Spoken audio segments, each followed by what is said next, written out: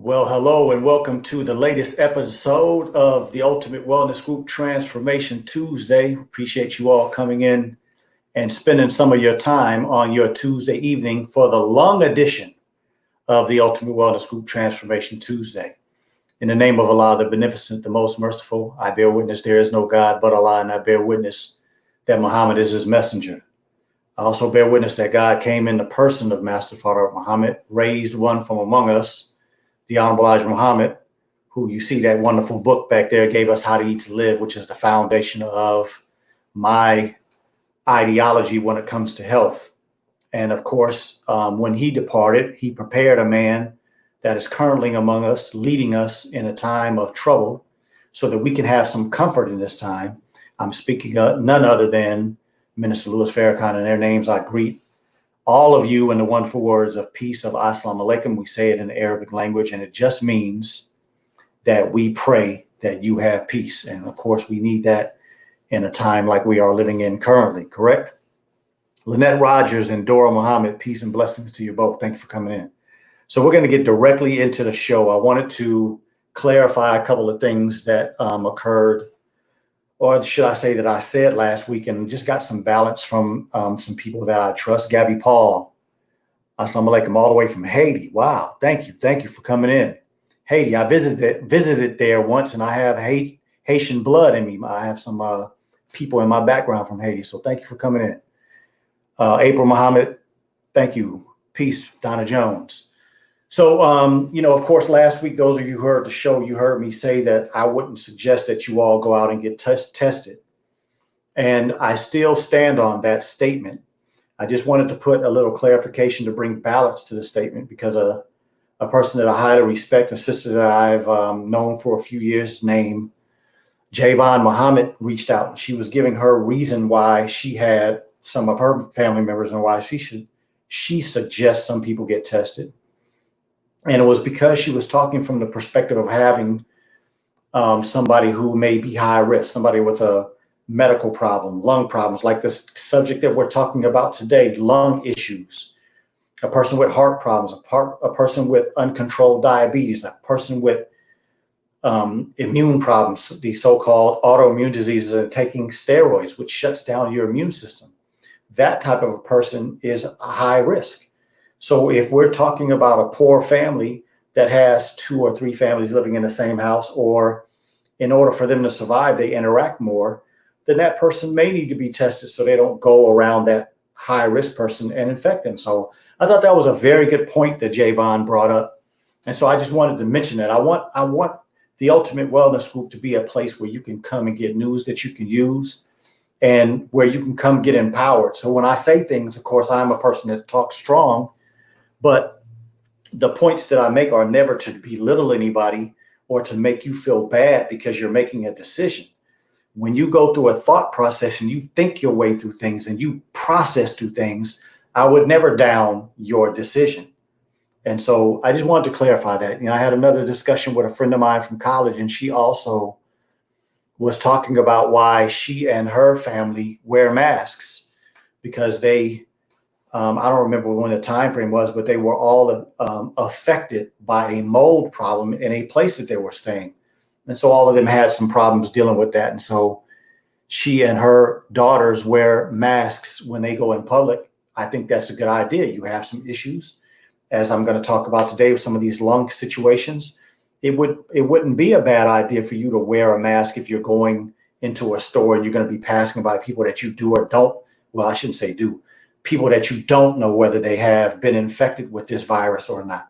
We know that this virus is been manipulated by humans. And so, as I always say, I'm not trying to present myself as an expert in the coronavirus, because we're going to be learning things about that for years. But what I am is an expert where I am, and that I'll be clear when I talk. All right. So I thought that was 2 good things to bring balance to what I said last week. Of course, when I'm talking, of course, I'm thinking about a lot of things. I'm thinking about getting done in time.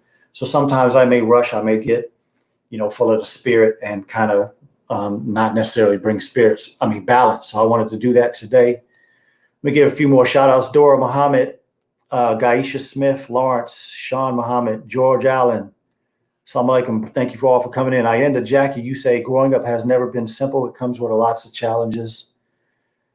You say lost marriages, lost love, financial, job problems, so many more, but still there has always been a solution to every challenge that we face in life. Life has been so difficult for me these past few months, and I have given up on myself knowing that I will not find love or true happiness again. 2 months ago, I found out I was pregnant. I was so happy and excited to have my own baby, and I don't even call the rest of your thing didn't come up. But Ayenda Jackie, I pray that you are in the right place. I pray that you get some news that will not only bring some confirmation to what you just said, but to make you happy. I think at the end you may be talking about even if you don't have a boyfriend anymore, but no matter what, God has you here for a reason. So I pray that that you see that before the end. Eric Muhammad, Cheryl X, EP Hope, Shirley X Stewart. Assalamu alaikum to all of you. Thank you for coming in. Teresa Jones and Sister Lorez Brock. Praise to Allah that you all came in. So we're going to go ahead and get directly into the show and talk about this lung, okay? So the first thing that I want to do is show you just some normal, that's just I think a nice picture of the lung and what I would call the respiratory system, right? Because the respiratory system, a lot of times people think it's just the lungs, but it's not. It's the trachea, it's the mouth, it's the nose, it's the sinuses, it's the turbinates that are inside the nose. Right there, you see they call them concha. When I was studying it, I called them turbinates, but it means the same thing. But, you know, sometimes, as I have mentioned before, you see these videos of these people with their heads over the stove and this hot steam coming up. You see all this mucus coming out of their nose. And, you know, a lot of people say, well, that's the disease. No, that's not the disease. You see right here, it says paranasal sinus. You got the frontal sinus, you got the sphenoid sinus, which sits behind your nose. And then you have another sinus that fits underneath your eyes and your cheekbone areas. These sinuses produce mucus to collect things out of our blood, to collect things out of when we breathe and rid them out. So when you blow your nose, like after I take a shower every morning, I blow my nose, and that mucus that comes up has collected the things that I may have inhaled when I was breathing the day before. So no, mucus is a protective mechanism and a travel mechanism by which we take things out of the lungs.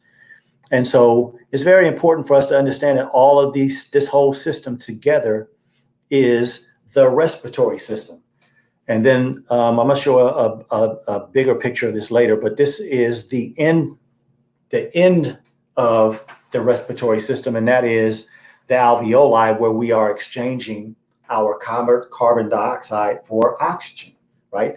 We all, I think just about everybody, even young people, babies probably know that that's what the purpose of the lung is.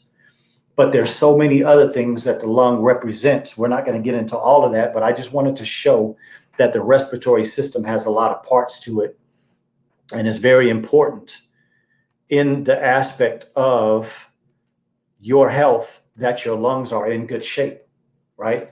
There is, of course, all of us know that it's not possible to live without oxygen. It's not possible to live without lungs working correctly. Not possible to live without a heart functioning correctly, a brain functioning correctly. People have to understand, I think, some basic things, because in our society, we're not doing a great job of making sure that young people during the so-called education years are being educated on the basic aspects of how to take care of their body. So again, that's why here at the Ultimate Wellness Group, we try to do that for you, right? And so let's move to the next part, and that is I want you to see why, as we continue this conversation today, why it's so important. And so I always talk about the immune system, right? And here's the lymph system again, just showing some pictures of the lymph nodes all around the body. The spleen is a part of the lymph node. The thymus is a part of the lymph node. That kind of deteriorates as we get older. But I just wanted you to kind of look at all of the immune cells that surround the lungs. They're lined up against the lymph system that goes back up into our heart. You got the lymph system that's of your underarms. You see how many nodes there are, right? You got tonsils, you got these lymph nodes that you see in the back of children's head or people's head when they get infections in their head, like, ringworm or, other things like that. So all of these aspects of the immune system are to protect the things that are coming in the body, right? I always talk about where we get most of our infections. When it comes to viruses, we get them here and here. It's very unlikely that you get a virus through your eyes. It's very unlikely that you get a virus through your nose. Is it possible? Of course it is. But there have to be certain situations that would occur in order for that to happen. But typically, we get viruses and bacteria here and here.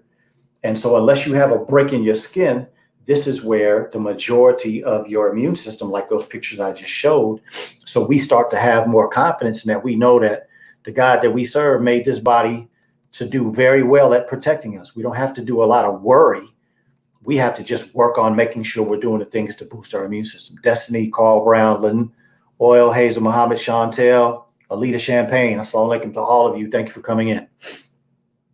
So let's move to the next aspect, and then we're going to move to our first guest of the day.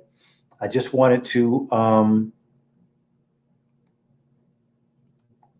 show a larger picture of that alveoli. So that's a larger picture of what I was just showing there, right? So here is the tube that you are breathing in and out of. This is where the air exchange happens. As you see those little arrows there, you have what? Oxygen coming in, carbon dioxide going out. And so again, when you look at the lungs, the blood flow is the opposite, right? The red is your vein because it's going back to the heart, and the blue is the artery because it's coming away from the heart. But the blue is deoxygenated and the red is oxygenated. And all other parts of the body, the blood vessels are exactly opposite, right? And we want to understand, again, like I said, mucus gland, right? So no, mucus is not a disease process. Disease is not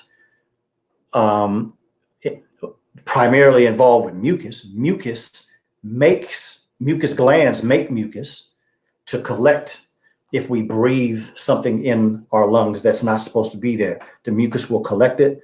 And then you have little finger-like projections all along the lung tissue that move stuff out of the lungs. And that's why we have to do like that or cough it out. Once we get it up out of the lungs, that's when you cough. Sometimes you can even cough down into some of these smaller areas.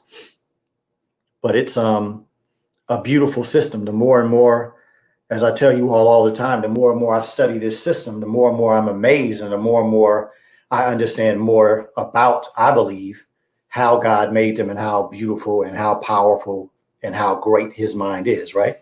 Fitzroy says, can you make a clear distinction between good mucus, bad mucus, and what type of vehicle should we be trying to eliminate? Good question. I don't think I would consider any mucus bad. Mucus serves a purpose in the body. So specifically what we're talking about today are the lungs. And so what I just showed you is a process of how we exchange that oxygen and carbon dioxide. That area has to be protected. That area has to have a security guard on alert, right? So we have immune cells that are watching and monitoring every time you take a breath. Every time that blood moves and gets some oxygen and gets rid of carbon dioxide, the immune cells are looking at what just came in. Because the same way that oxygen molecule comes in is the same way the virus can come in. We're breathing it in. So along with that oxygen that you're trying to get, you could breathe in a bacteria. You could breathe in a virus. You could breathe in something that the body doesn't want in there, like pollution or stuff from the chemtrails, or just you're around some dust. You get stuff in the body. The immune system is going to go attack that. When the immune system attacks that, you automatically have that cell now considered not necessary in the body anymore. Because once you attack something, you've taken a foreign body into your cell. Now you have to be taken and gotten rid of, or you have to be broken apart And that cell now has a memory of what you just dealt with, and now you have a lifelong memory. So I don't consider any mucus bad. I consider mucus something that we have to evaluate, right? So as I was saying, most mornings when I get up and I blow my nose after my shower, what is my body doing? Cleaning out maybe some things that I had up in my nose from yesterday when I was outside. If I was in a dusty environment, if I was in a dirty environment, my mucus may be brown, or it may have a little specks in it, but most of the time it's clear. I have been in situations where I've been doing like tile work or saw work, and the next day I'll blow my nose and you'll see the color of what you were working with.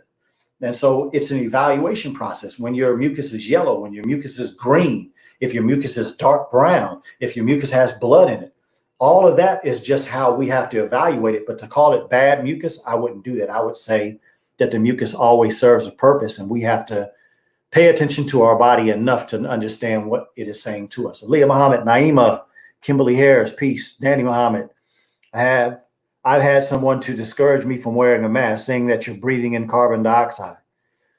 I wouldn't necessarily agree that it's a bad idea to wear a mask, but if you are putting a mask on your face, yes, you are breathing your own carbon dioxide in. That is true. But again, we're talking about the way I suggest people wear a mask is only when you're in situations where there's a lot of people and you potentially could be getting exposed and you don't really know it. For the short period of time that we should be doing that in this dispensation of time, I don't think it's enough to worry about, bro. Raheem Elijah, assalamu alaikum. Yes, sir. Jamor's hair. I get chest pain when I get on a treadmill. Seems like it may be a lung problem. Can you give me your thoughts on this? Yes, I'll deal with that in just a few minutes. Lynn Oil says, what can one do when the mucus in your sinuses isn't draining properly due to allergies? So, Brother Keaty, does food don't basically make mucus, is induced depending on the situation? Chest pain with exertion is most times heart-related, not lung. I think you're saying, is the mucus that we produce when we eat food the same as, yes, it's the same as the mucus that we produce in our lungs. We have mucus glands in every organ and on every organ that we have. That's why when you see me move like this, the organs that I have inside of my body, they're rubbing up against each other. But I don't get friction. I don't get pain. Why? Because there's mucus, so those organs can move and glide across each other. Every time you take a breath, since we're on the lungs today, you have a muscle underneath your lungs, the diaphragm. And that diaphragm is right next to the lungs. So they rub against each other every time you breathe, but you don't have any pain because there's mucus in between us. So those organs can rub against each other and not cause a problem. Okay. Roderick, thank you for coming in. Raymond Sharif and Destiny, I think I said to you already. Thank you for coming in. I'm going to get to you all sinus questions. I just want to go into a couple of more things and then I'm going to get to those questions. Okay. So the first one that I wanted to touch on that I think either we all know somebody with or have seen somebody deal with is asthma. So over here to the right, you see it says a common pulmonary condition defined by chronic inflammation of respiratory tubes, tightening of respiratory smooth muscle, and episodes of bronchoconstriction. So when we are dealing with bronchoconstriction, we're talking about the tightening of those tubes like I was talking about earlier. And so I just wanted to show some pictures of this so that you all can see. I see it's up there. Okay. So those that picture shows you a normal airway. You see the blood vessels on there, so you can breathe. You're breathing through that. And that's why a person like most of us can breathe and we don't have any problem. But if you look over here, you see how that looks like something is tight, like a tight belt around a person who has belly fat, right?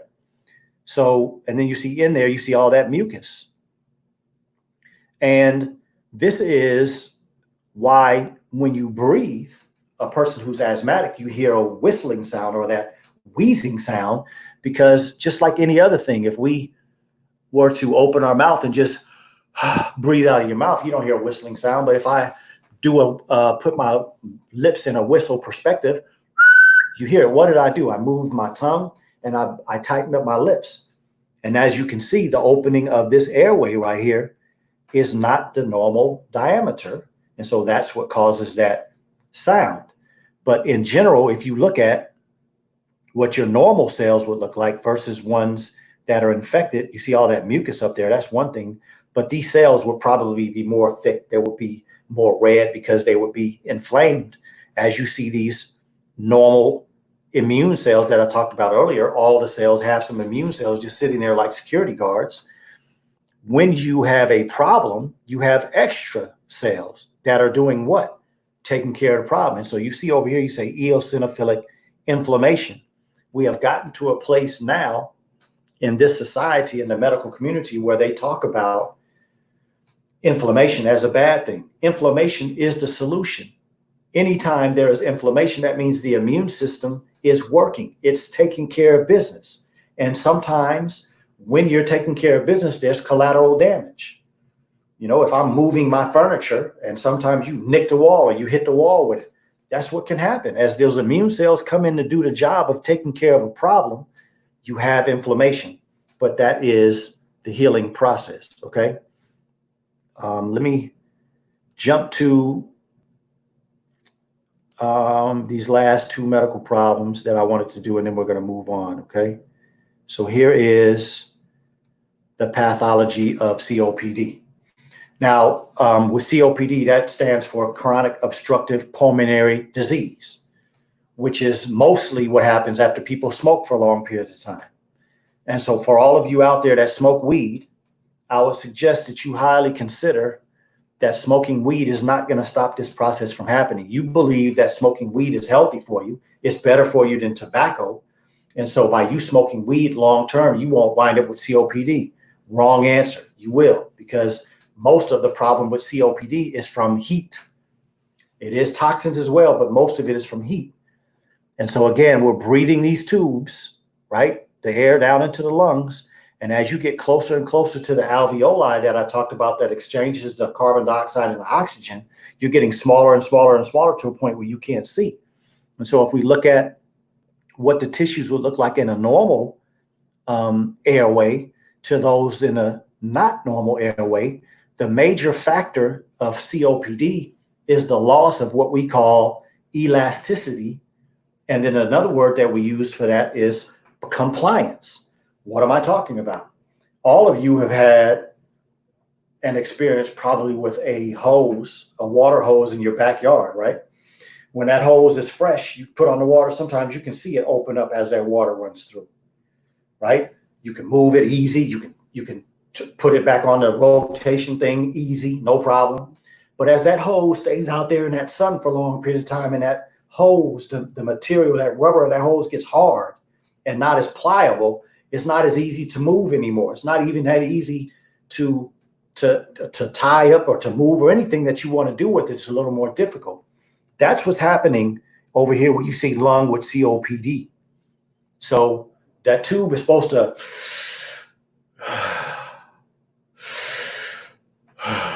right? So as you continue to burn your lungs and burn your airways, it can't open as well. So that's the main factor in COPD that is causing people a lot of problem, is like that hose. Even when you put your finger on the edge of it and you're trying to send that water a little further, it's not going to work as well as it did when it was more pliable.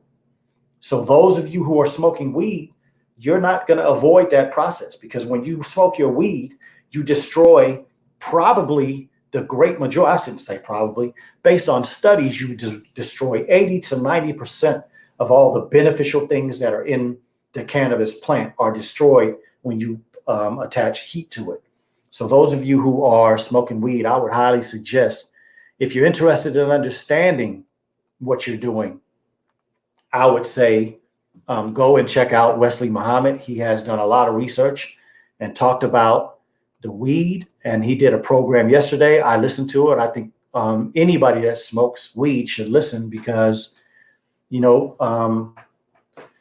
are conflicting things out in cyberspace as far as information, right? There are a lot of people that are looking at some of these stories and saying smoking weed is beneficial to help you fight COVID-19 or coronavirus, SARS-2, whatever you want to call it.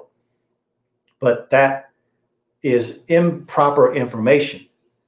You have to understand what the information is saying, not what the titles are saying. So a lot of people are out here talking about weed being good to protect you from these things, and it's because they really don't understand. Raymond Street says, what about mucus of your ears in regards to tinnitus and the like? I'll get to mucus, bro. We might have to cover the tinnitus another time, but I will get to that. Roderick says 2 of my sinuses were removed after an accident. Yep, in your forehead. Does that result in the remaining 4 sinuses having to work harder to produce mucus? Yes, I would agree to that. I'm going to get to that specifically in a minute. Doesn't the mask only protect you if the person that's infected is wearing it? The virus is so small it gets through any mask. Isn't that correct? If you're not wearing it correctly, yes, you highly increase your chances of getting any type of infection. But the information about it only being for the infected person is not accurate. And if the mask serves as a barrier method, and so it is decreasing how much comes out, and it's also decreasing how much you get exposed to. So it does work both ways. But anytime you have any space next to the mask, whether you have a beard and you have space under there, you're getting exposed to it. And of course, that's why you all hear me always talk about the most important thing is you have to boost your immune system. Inflammation is horrible if you have fibromyalgia. Trust me, I'm the sufferer. I'm not trying to say that you don't suffer, my sister, but inflammation is the healing process in the body. The problem is that most of us are doing things that allow the inflammation process not to be in the process in the way that it's done naturally. Eating the wrong foods, being exposed to a lot of things, not doing the right things, not being hydrated will literally cause inflammation to be out of control. But it doesn't mean that inflammation within itself is wrong. It's that we do things that cause the collateral damage of the inflammatory process to be way out of what is considered normal. So in fibromyalgia, that is what we would consider a autoimmune disorder, correct? And so if you're interested in trying to help with that, let's get together and do something to help you, okay? All right, so I'm going to cover this last subject, and we're going to go ahead and bring on our first guest. Let me just show a little bit of bronchitis, and I wanted to mention this quickly. So you see it says acute bronchitis is inflammation of the bronchial wall. So it's those tubes that we breathe from. Causes increased mucus production along with the swelling of edema, would just be swelling of the bronchus. So bronchus is just another name for that tube, right? So just this quick picture, and then we'll move on to what else we have. So I just want to show that and just use a quick example. So you see there on the left side is normal, and you see over here is inflammation and excess mucus. Now this is a short-term situation, right? The asthma is more of a chronic thing because things that your body has in it and things that you may be exposed to from outside is causing an issue. But think about this. If this is your normal lung tissue and this is your lung tissue when you have some problems, you see the extra mucus in there, it's going to cause you to attract more things that get into the tissue. The mucus is there as a protective mechanism here on the left, but on the right, that's a problem that's happening. The immune system is struggling. The immune system can't do a good job at taking care of a problem in the tissue at the same time as trying to be a security guard and watch what's coming in. Just like none of us would be that great. Like, for instance, if I'm saying that I'm in a situation where I have to make a decision on dealing with somebody over here that's threatening my life, and I have my wife and my children over here, and somebody's threatening their life, I have to make a decision. Right? That's a hard decision. You in the middle of trying to save your life or save your wife and your children. That is the position that we put our bodies in when we eat the wrong foods, when we're smoking, when we're not drinking enough water, when we're not getting enough rest, when we don't know the difference between hydration and water, when we don't eat enough vegetables, when we're not detoxifying. That's the condition that you put your body in, and that specifically in your lungs, you have all this mucus. And so when you go outside and you take a deep breath of fresh air and there's some pollen in there, you go to a doctor that hasn't thought through the propaganda that he or she have been fed, And so they tell you you're allergic to pollen. Here, take this pill. Now, why would God, the Allah that we serve, the great God that made these beautiful bodies, make you allergic to pollen when pollen is the only reason that you could live? I shouldn't say the only, but one of the basic necessities of life. Pollen is the source by which all plants have the aspect of becoming a flower or food. So you mean the process that keeps you alive, one of the major processes that keeps you alive, God would make you allergic to that? No. The process is what I just showed you. You have done things by not understanding how to take care of this body well enough. And so you go out and you ingest too much pollen because you have all of that mucus in there and your system's not working well, and it may cause you some problems. You may sneeze. Well, what's the sneeze for? To get some of that out. What's the cough for? To get stuff out that you don't need. What are the sinus doing? Cleaning your blood, cleaning the toxins. So see, we go to a doctor to get a pill when your body is actually doing the necessary things to benefit you. And so we have been just not told a lot of the truth.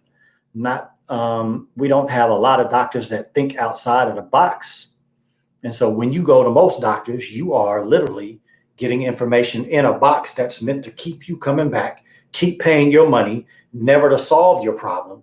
And so, we get that confused with the truth a lot of times. Okay.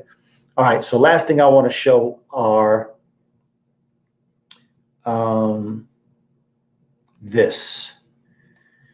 So on my YouTube channel, you all, just within the actually today, right before I started this program, I got a message that one of my YouTube videos was taken down because of copyright problem. So I was going to show these videos, but I'm not going to show these videos because they're going to take it down anyway. So please go to YouTube and look up the immune response to bacteria and then see white blood cells move in 3D imaging.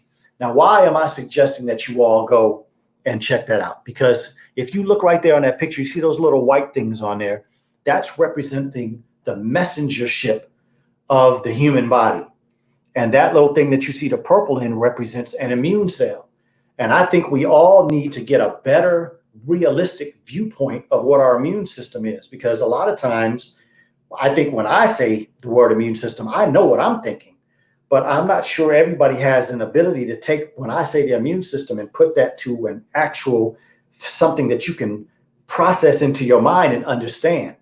So again, that's what this one does. I think this video does a very good job, immune response to bacteria, showing how we have these little molecules that are all over the body that do a wonderful job of being security guards. It's like being in a store at Walmart or something. You got 5 security guards. If one sees something, he's hollers to the other one, hey man, look at that person in the red jacket. Well, hey man, watch that dude that's walking out the door right now. The body does that like this. When something comes into your body and something's wrong, the body's sending stuff all over the body really quickly so they can handle problems. And you see right here, see white blood cells move in 3D. Check that out because it's showing how the body works in, just so many beautiful ways to keep you protected. If we understand that those cells and those things that we see in those videos is how we protect ourselves, then I think it would make more sense why we have to eat the right foods, put the right things in our body, get the rest, drink the water, hydrate to make sure that those cells are at its top ability, right? I know there are plenty of times when I go to stores or I'm in public and I see security guards that are fat as hell, big old bellies. Man, if I was a criminal, you're not going to stop me. I'm not talking about the ones with the guns. I'm talking more like the ones who don't have guns, right? If I did decide or somebody decided they're going to steal something out of this store, you're not going to be able to catch them because you're out of shape. And so that's the same thought process that we need to have. If you're eating hamburgers and you're eating ramen noodles and you're drinking Kool-Aid and soda, Gatorade, and eating fast food and not cooking, you preparing your own food, not eating navy beans, not eating vegetables, not eating fruit, your immune system is out of shape and not capable. It has the ability, but you're not giving it the right things to make it capable. And so I pray that those videos will help you all get a realistic visual of what your immune cells look like. And when you absorb the good things from the food and you go out there and get that good vitamin D from the sunshine, activate your vitamin D after you've eaten it, then your immune system will be in good shape. Joseph Muhammad, thank you for coming in.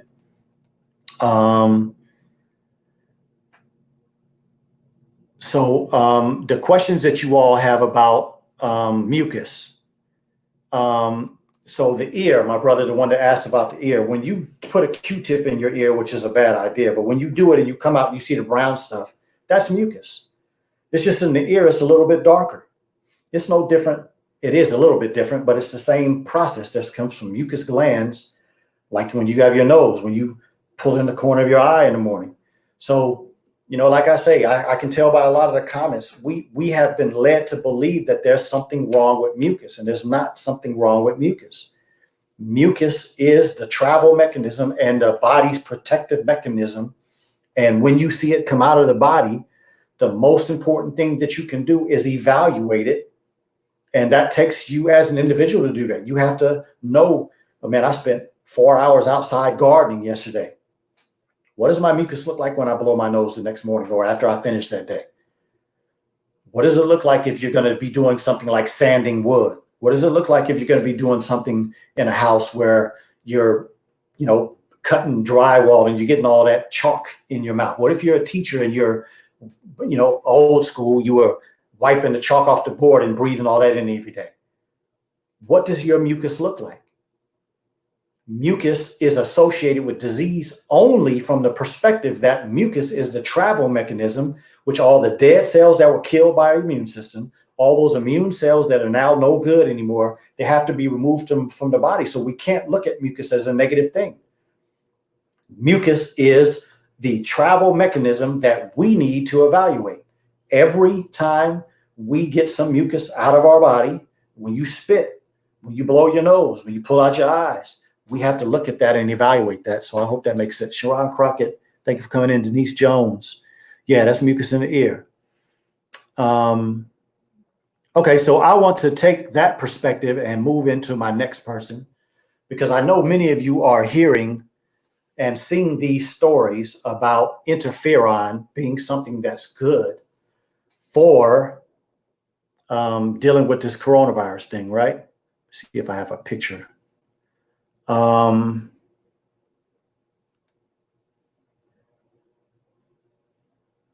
Just a second, y'all.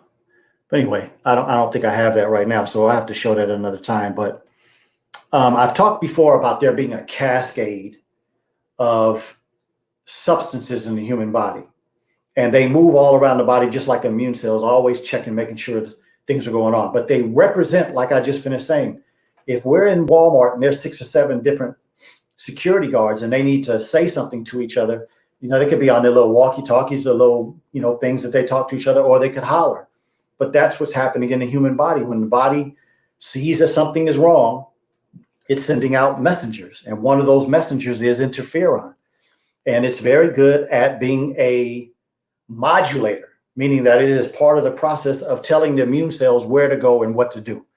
So I'm going to bring in a brother that I think is not only very well versed in this, but has done a lot of research, a lot of work in this field. Brother Victor Muhammad, thank you for coming and spending a little time with us and taking some of your busy schedule out for us this evening, my brother. So let me turn it over to you and tell us a little bit of something about yourself and give us a little introductory information about this interferon. Thank you, and thank you for having me. Yes, sir. Interferon alpha and beta and gamma belong to a class of proteins known as cytokines. Cyto means tissue or cell, and kine means to move. So a cytokine is a protein that moves across the different cells in the body, carrying a message to do a certain thing. Most of the work that has been done with interferon has been done with interferon alpha. It was first isolated by the Western world in 1955, and it received the nomenclature of interferon alpha because the way you characterize interferon, or the presence of it, is by taking a certain number of viruses in a petri dish or in a controlled environment, and you add a certain amount of interferon to those viruses. And over a period of time of minutes, you calculate the number of viruses that have been killed by the interferon, and that lets you know the concentration or the amount of interferon that's in a particular subject or in a particular matter.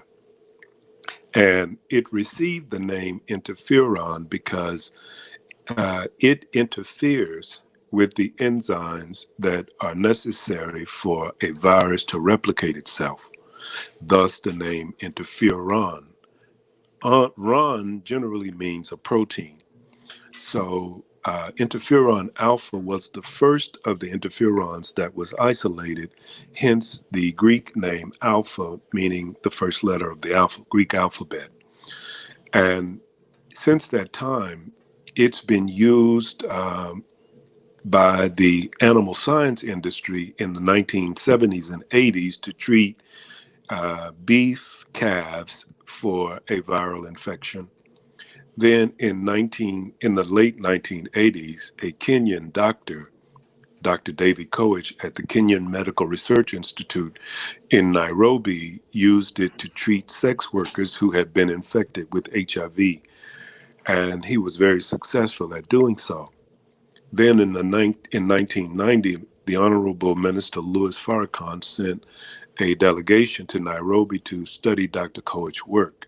Mm-hmm. When they returned, they brought some of the lozenges that Dr. Koech was using to treat AIDS patients in Washington, D.C. Then in 1994, November, I was contacted by Dr. Abdul Alim Mohammed of the Abundant Life Clinic in Washington, D.C., and he informed me that Food and Drug Administration had confiscated the lozenges that were being shipped to him. And he asked me if I could do anything to help because the patients were dying with AIDS. I told him, I don't know, let me get back with you. And basically in the synopsis, I was able to take some interferon that was natural, not recombinant, natural. Yes. And what we did, you cannot place or distribute 200 or 500 or 1,000 international units of interferon where it is equally distributed in a pill about the size of an aspirin. It's biomechanically near impossible. So I said, that's too unstable, it won't work. And so I was blessed to place it in a solution, a saline solution, which maintains its stability and it's more evenly distributed. Where if you take a milliliter or a cubic centimeter, it contains whatever the amount of your concentration that you want, and it remains that way indefinitely. So that was the beginning of my experience with well, that's not accurate. I started working with interferon alpha initially in 1990 as a scientist at the National Institutes of Health. But this was in vitro and in vitro studies in research. We were using animals to test it, mice, rats, and rabbits. Right. But in terms of the clinical component, I became involved in 1994. And since that time, we've worked with interferon to develop new strategies for it and new applications. And as of this day, we have used the interferon on as many as 35 different diseases.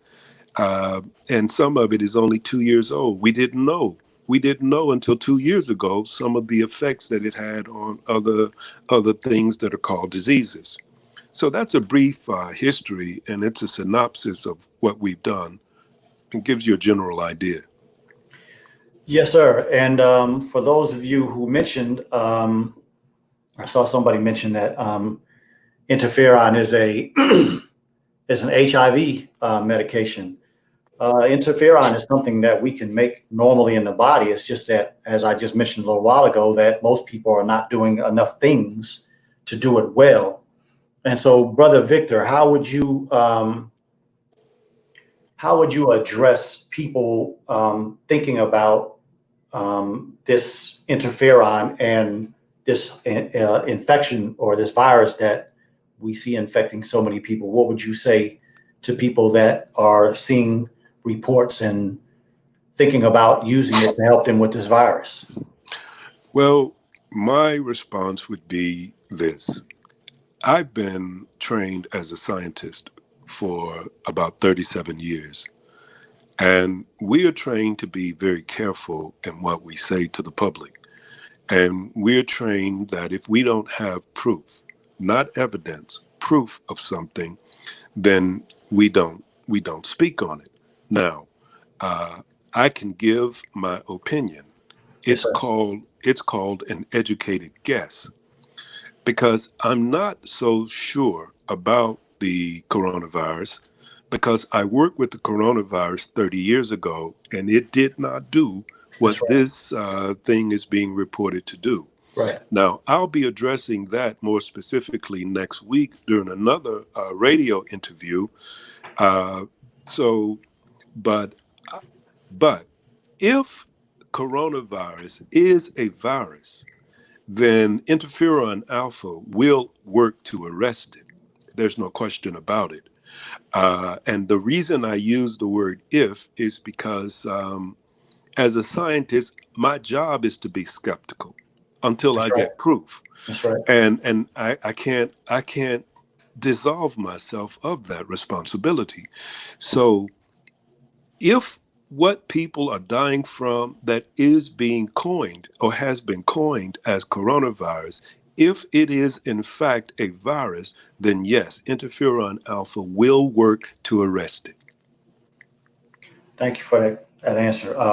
In addition, I will say that I have used Brother Victor's supplement before in a patient of mine who was HIV positive, and after 6 months of taking the product and, of course, doing some lifestyle changes, he was seronegative on his HIV exam.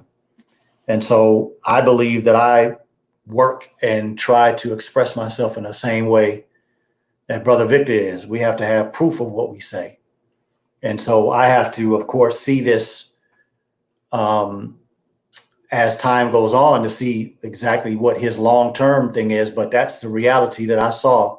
In 6 months, he went from being HIV positive and taking medications to taking the test and being undetectable.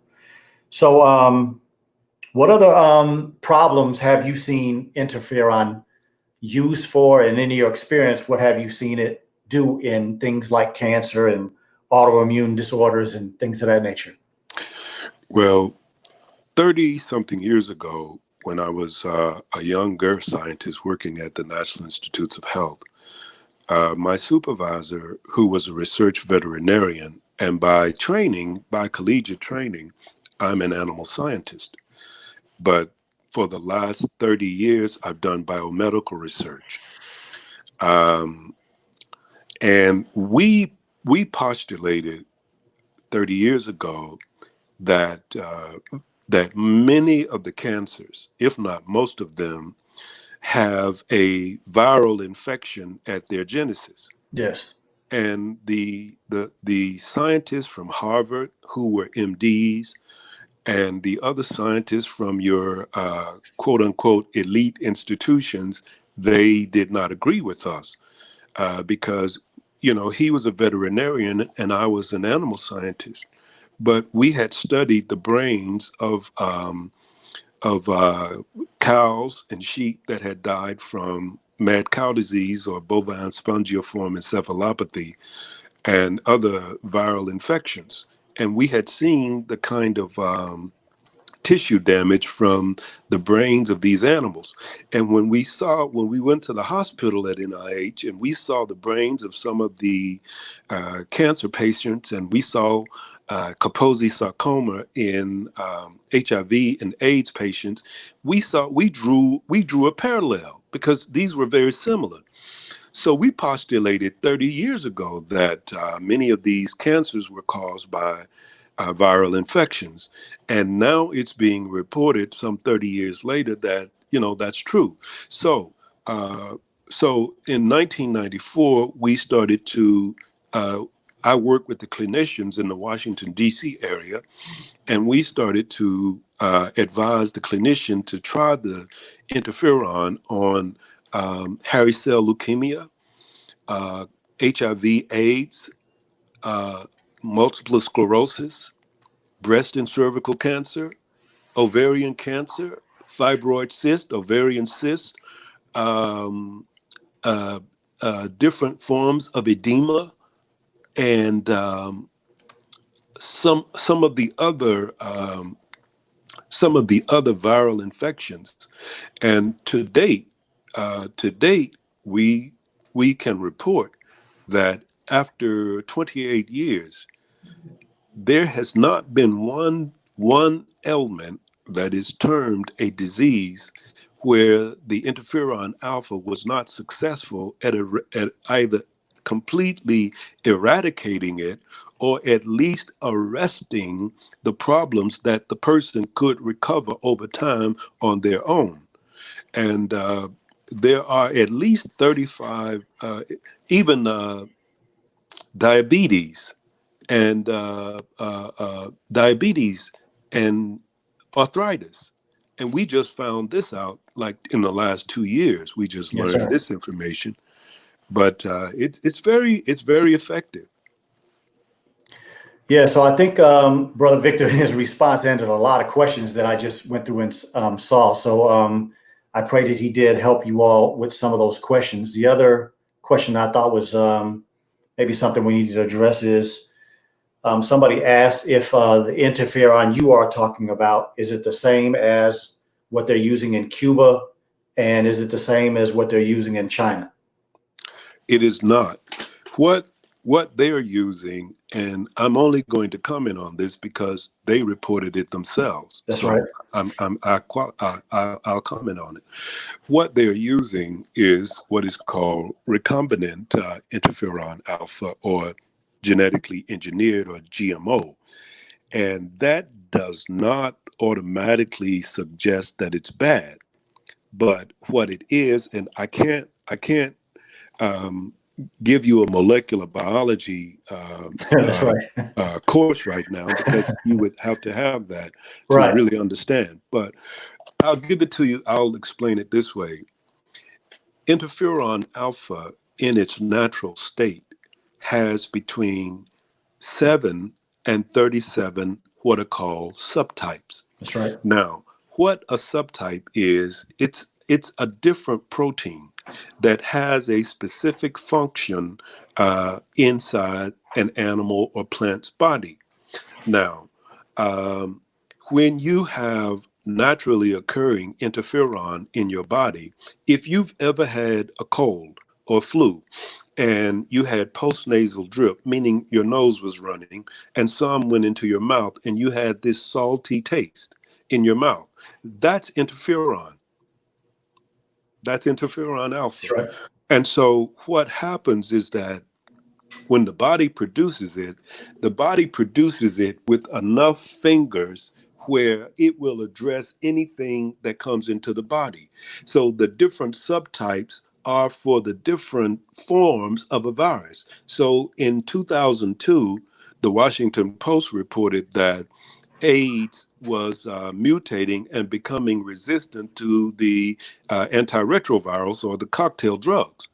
And I wrote a proposal to get funding to develop a treatment that would treat any form of HIV mutation. I saw that 2002.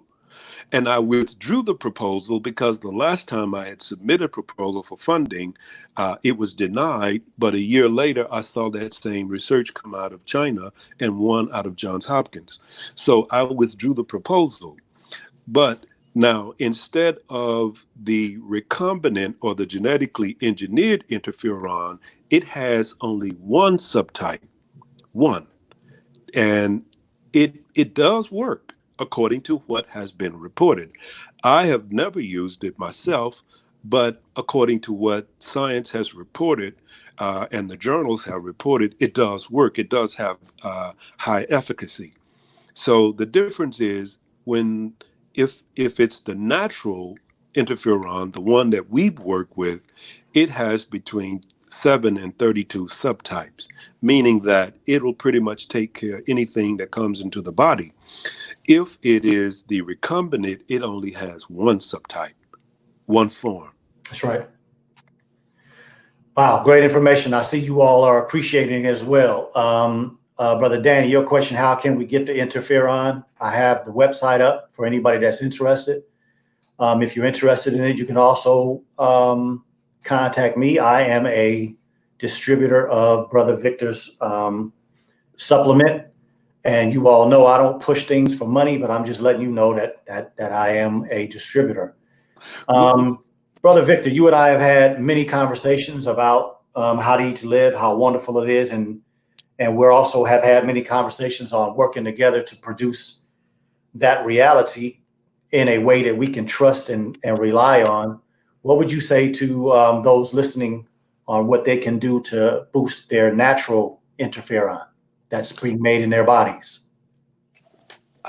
Interferon doesn't need to be boosted because the amount that the body produces in response to a viral infection is at the picomole concentration, and picomole is a concentration that's 10 to the negative. Let's see, 3, 6, 9, 12, 15. I think it's the negative 18 concentration. So that is almost non-existent. Now, I would like to make a correction. Yes, sir. The website that you see, you can get the supplement that we sell, and distribute. This is a supplement, a dietary nutritional supplement. So if you eat vegetables, eat onions and garlic, do not eat as much red meat or meat in general, sleep well, drink plenty of water, and things like that. Do not take medication. If you can avoid it, don't take it, because it does deleteriously affect your immune system. It will thwart the immune response. So things like that, being stressed. The average American is stressed because you want 5 cars instead of just 2. So the average American is stressed. The average American overeats. The average American rushes to get to your job. And I'll tell you something to try. When you find yourself feeling anxiety or stress, I assure you that you're compromising your immune system. I guarantee you're compromising your immune system. And when you're stressed, you're taking medication, you're dealing with anxiety, you're in a bad relationship, you're not properly eating, you're eating a lot of meat. What you're doing is destroying your immune system. But if you avoid all these things, when there is a viral infection, then the body will automatically tell the T cells to start producing interferon alpha. You don't have to do anything. Just eat right and live well. Yes, sir. Very, very easily said, brothers and sisters, but as you know, we have to get to work on doing it. So, Brother Victor, any closing comments, bro? I really appreciate you again. We'll have to come back another time and have a little more in-depth conversation so we can really get into, helping people understand a little more. But as I always say, brothers and sisters, you heard the brother say that he's been a scientist for 37 plus years, and I've been a scientist in a position for 25. Sometimes it's very difficult for us to take all the years of experience and all the knowledge that we have gained in the way that we have to kind of, decipher the information on what is good and what is not. And we try to present it to you all in a way that you can understand. And sometimes it may take us a little more time. So, brother, anything you want to say before we close out? I have avoided speaking publicly on the coronavirus, and I will continue to do that because there's something about it that doesn't sit well with me, and I cannot accept what the secular society, the media, has presented about it.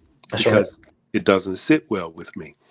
And I will be on the Nat Turner radio program, I think next Thursday on the 28th. And my subject is, does obedience to God eliminate the necessity for vaccines? I'll repeat that. Yes, sir. Does obedience to God eliminate the necessity for vaccine? If I were you, I would listen to that because vaccines in their nature are not inherently bad. I want to be clear. Vaccines are not inherently bad. The philosophy behind vaccines is actually good. That's right. But until we produce our own vaccine, I don't advise anyone to take it. Not me. That's You are grown, you do what you want, but I'm not taking one. And I advise my family not to take it.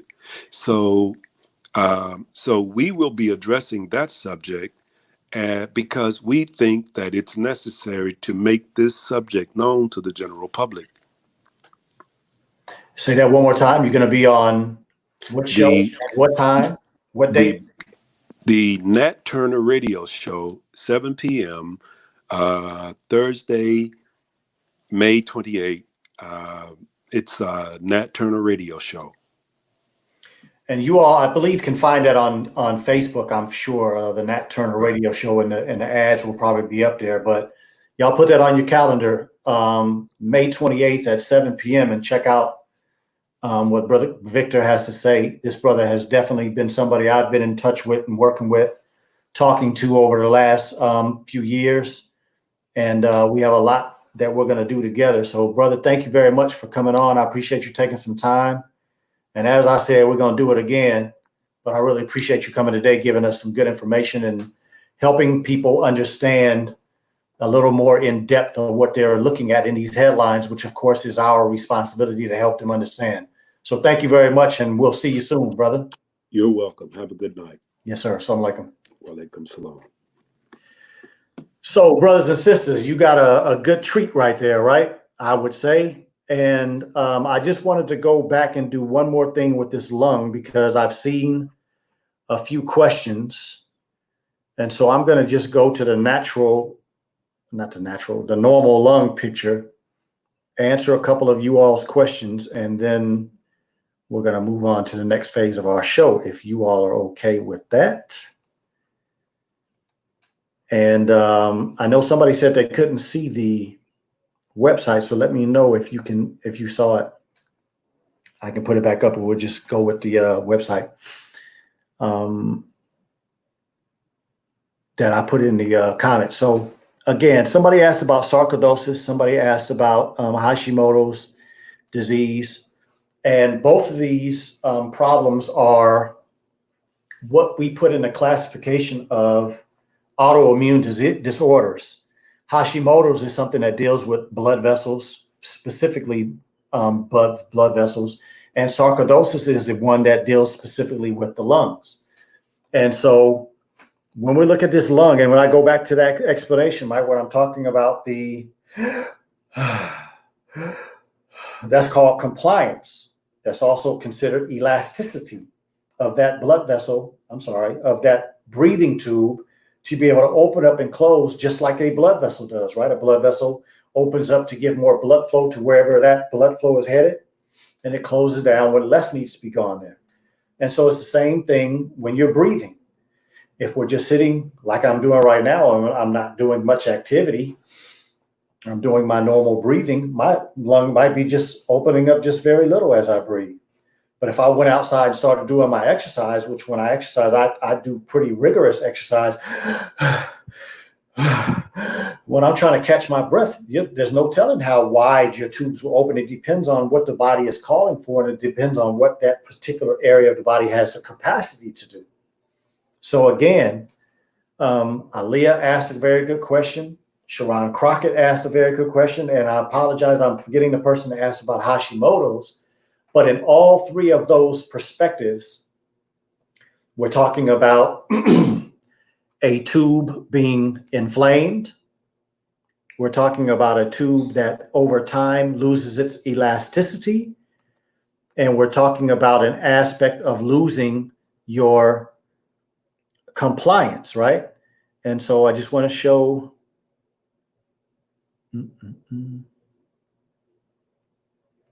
I'll go back to this alveoli. So here is where you're breathing your air in and out, right? And these blood vessels is where you are making the exchange from carbon dioxide to oxygen, right? So if we took sarcoidosis, which is an autoimmune disorder, and people use these terminologies like in an autoimmune disorder, the body has gotten confused or it's overdoing things and it's attacking itself. Not true. That would mean that the God we serve doesn't know what he's doing or he causes confusion. No, the problem is that most of us do not realize that our everyday activities are putting things in the body and causing problems with the body that the immune system has to address. So the inflammation is a swelling of the tissue, right? If I were to cut my arm right now or just take something and rub it until it turns red, that's the inflammatory process. So how can we say that the inflammatory process is bad when what it's doing is protecting me? Something is causing a problem with my skin. Something is irritating my cells. As I continue to do this and it gets hot and it starts to ooze and it starts to ooze out stuff and the skin starts to break, I'm damaging it. What's the inflammatory process? Sending blood flow, sending cells to do what? To fix the problem. So let's please take ourselves out of the thought process that inflammatory process is a bad thing. It is not a bad thing. It is the healing. It is the best thing that can happen to you, the inflammatory process. The problem is that some of us are smoking weed or cigarettes, drinking alcohol, eating food that shouldn't be classified as food. You're being exposed to chemicals. You're being exposed to some things in your own house like Fabuloso or Clorox and ammonia or something else that you have in your house. I'm not talking about good aromatherapy. I'm talking about chemicals that are bad for you when you breathe them in. I hope I'm making sense. And so when you look at this picture and you have Hashimoto's disease and these blood vessels are being hardened, right? Because a blood vessel is supposed to do that when it needs more blood flow and close down when it needs less. But as this is being destroyed because the inflammatory process is trying to fix things, but we keep putting all this negative stuff in, so it has to keep going back and keep going back and keep going back. It would be like if I'd never stopped rubbing my arm, right? I rub my arm, it gets hot, it starts to ooze, and then I stop, it's going to get fixed. But if somebody's doing this for the rest of my life, I'm going to have a major problem on my arm. So if you're eating, smoking, doing the wrong things, eating stuff that should be called crap and garbage rather than food, and you're constantly putting these poisons, toxins, and they're running in this blood flow, and you can't solve the problem, then yes, for a long period of time, inflammation is going to cause fibrosis. It's going to cause that blood vessel not to be able to open and close, cause that breathing tube not to be able to open and close. So no, inflammation is not the problem. It is the things we are doing wrong. It's the collateral damage that is the problem because you don't stop the negative things and then increase the things that can solve the problem. And that's how our enemy can make us think that what God produced in us is negative. You can never go wrong with God. Ever, ever, ever. Trust me when I say this. We have been lied to. And sometimes these doctors only are speaking out of their own ignorance. They don't know any better because they don't think past what the drug rep tells them. They don't think past what the the doctor's magazine that comes out every month tells them.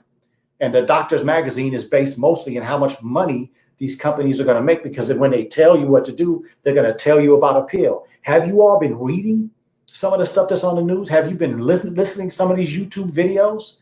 These people aren't telling you how to solve a problem. They're posing all these things and making you feel so afraid. And then at the end of the show, what is it about? A vaccine, a medication, this new novel medication for this new novel virus. Man, we better get right. We have to get ourselves out of the thinking of what our enemy is presenting to us and go back to nature. I ask you all a question. I'm not talking about animals that live in a zoo and not animals that live in some of your houses, but I'm talking about going into nature, in the forest, in the jungle, go down to the Amazon jungle or go to some other countries where the animals living without any human intervention. They never need a doctor visit. They never need a medication. They never need a vaccine. Why would you? You're greater than any animal on this planet. And if we don't start understanding that and thinking in that format, then we will easily be tricked. It's easy to make somebody that's ignorant. I'm not putting anybody down. The word ignorant means lack of knowledge.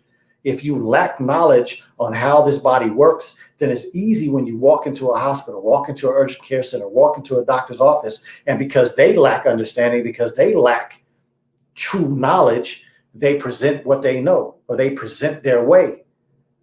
They present a way that puts money in their pocket rather than presenting a way that helps you solve the problem.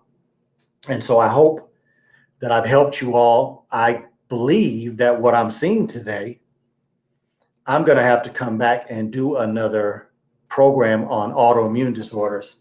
So Sharon Crockett and the person that mentioned Hashimoto's, if you all have a chance, please go back on my Facebook. I think it's on my Facebook and my YouTube channel. I did a program on autoimmune disorders. And if that doesn't answer your question, let me know. And what we can do is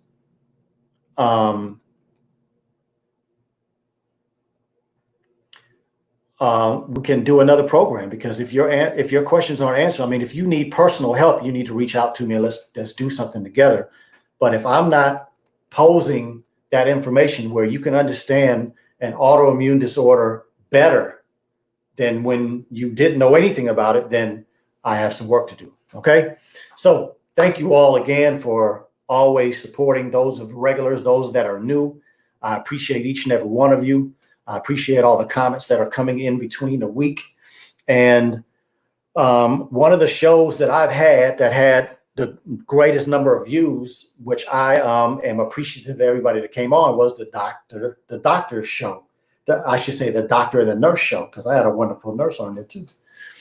But everybody loved that show. Everybody was very appreciative of the information because it was wonderful information. So one of them couldn't come back, but I got two to take some time out of their wonderful schedule and come with it. So when I put them up, y'all gonna recognize them if you've been on the show for a while. But Sister Tamara and my brother Abdullah Pratt.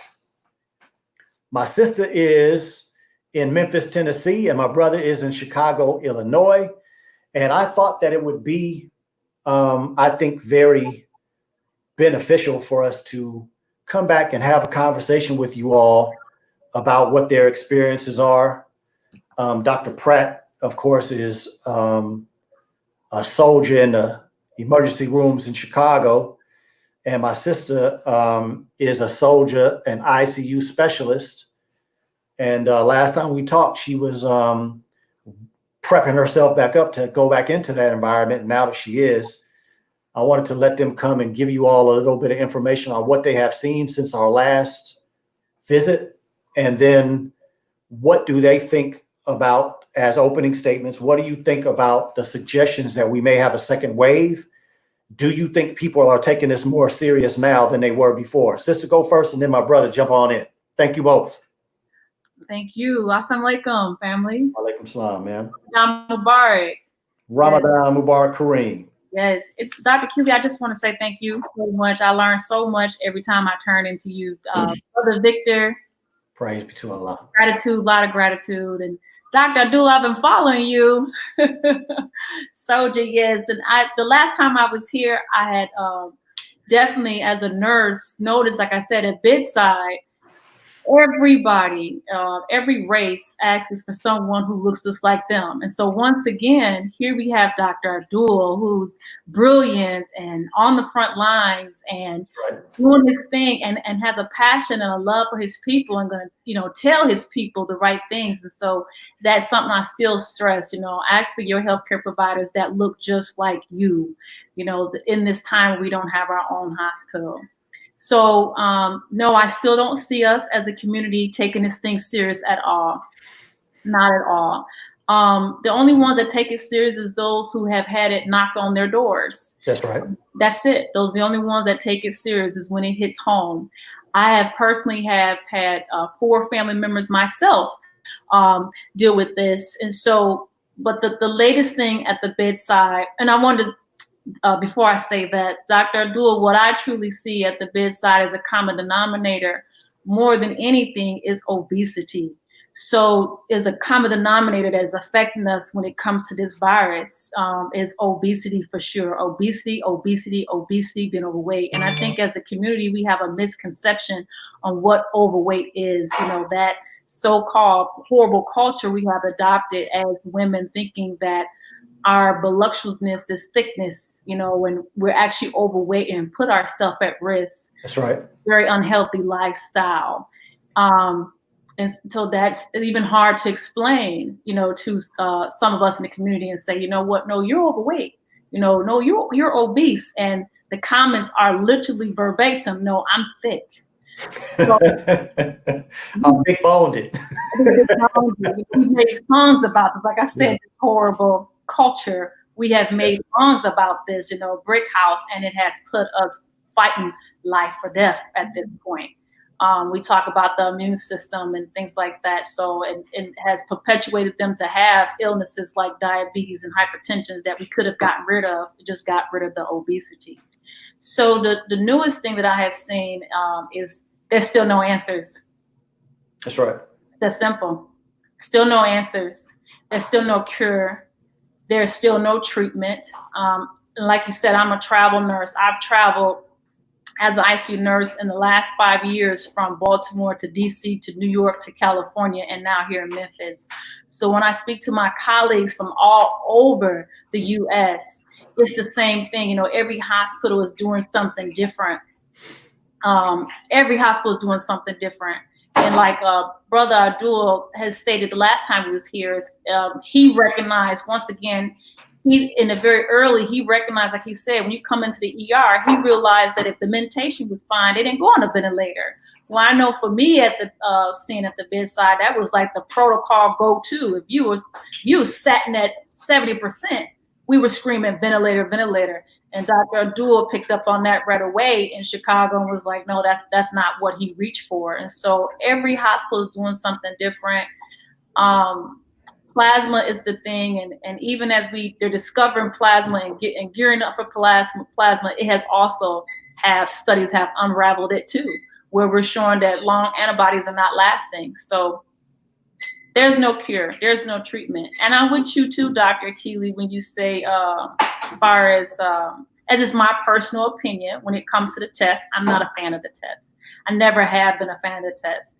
It's too many false positives, too many false negatives. And like Brother Dr. Abdul can explain that he still needs to do a physical assessment to have a comprehensive knowledge to give you a comprehensive diagnosis. So he needs all those things to come together to say this is what you have. So and the test is just not that reliable, and not too many people. The test is still not available to so many. Right. I'm very skeptic. Yes, ma'am. Mm-hmm. Yeah, I saw Brother Abdullah's response when you used the word brilliant.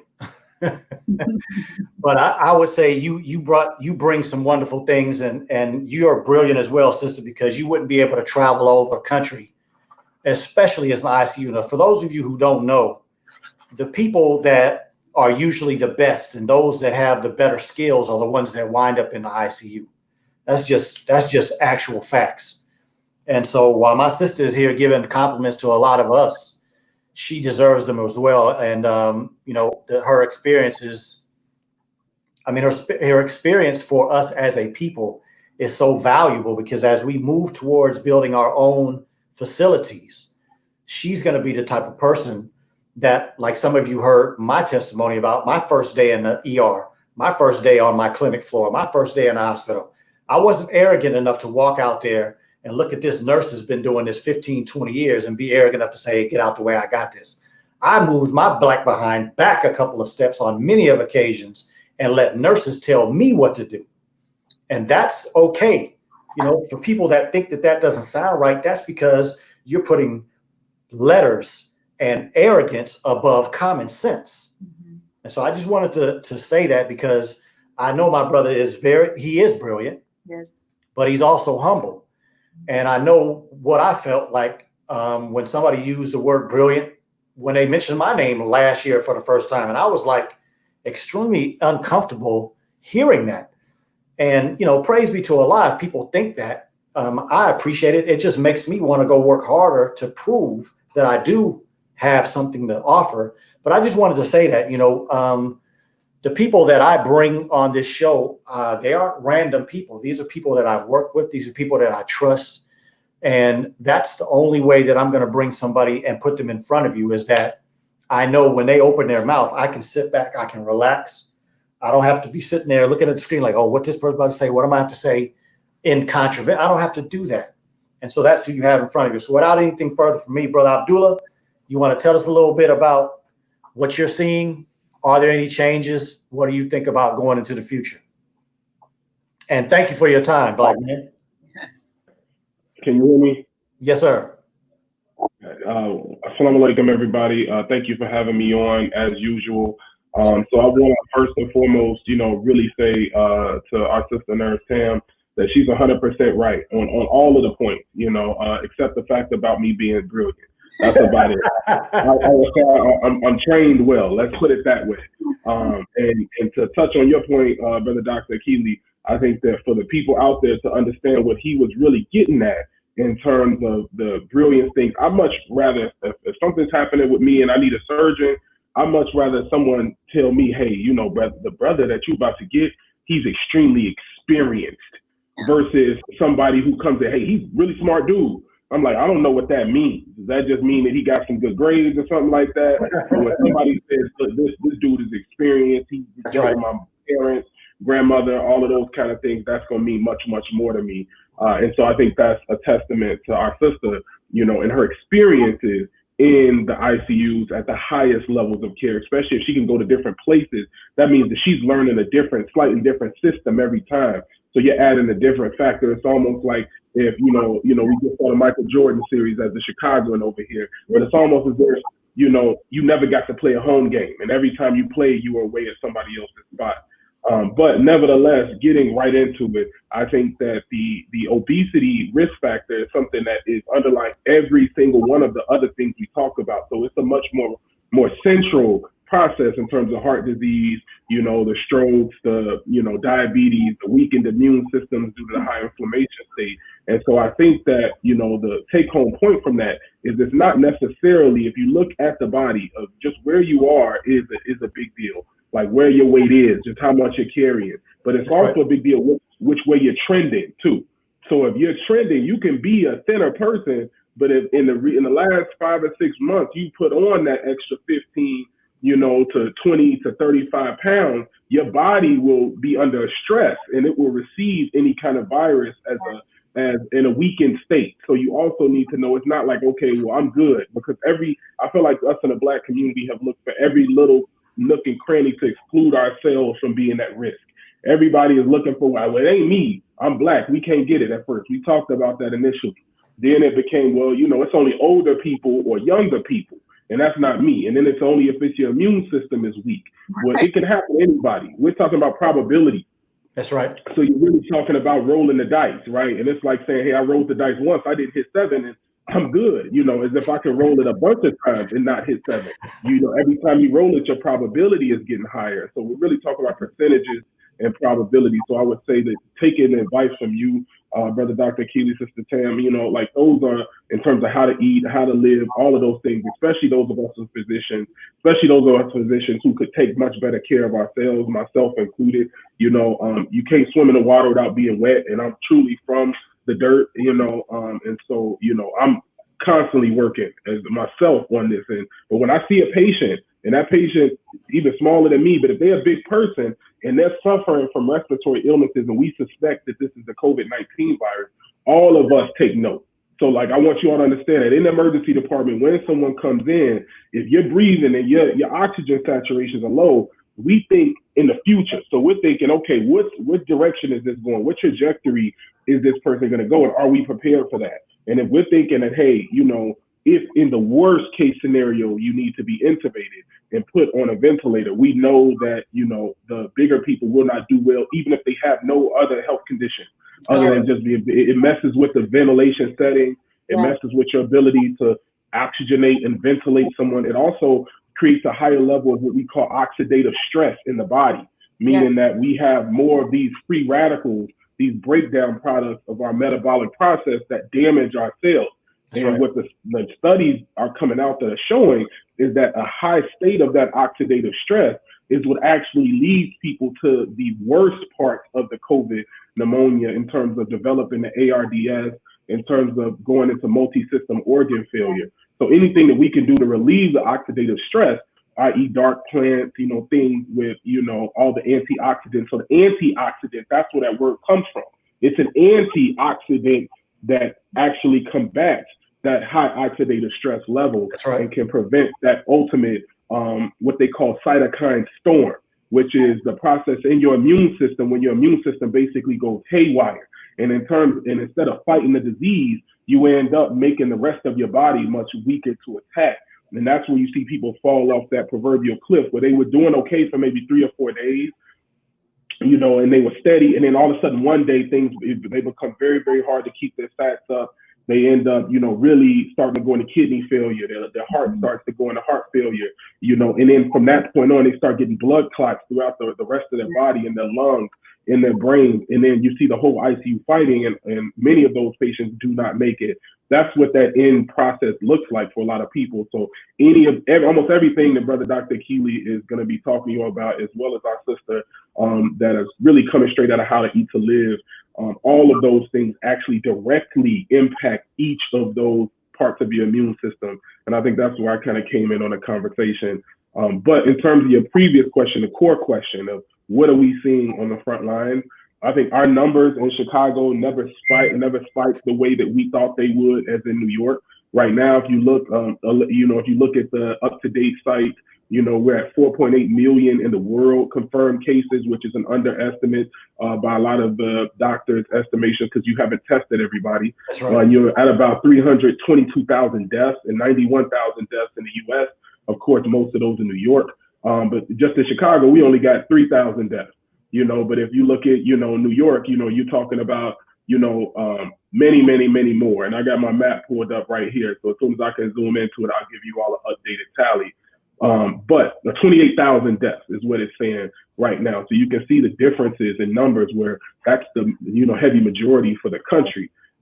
But people are still trickling in with the COVID-19 virus. Our ICUs aren't filled to capacity as they once were. But I don't think that means we've, you know, come over the end of this. We are still seeing people coming in with new cases.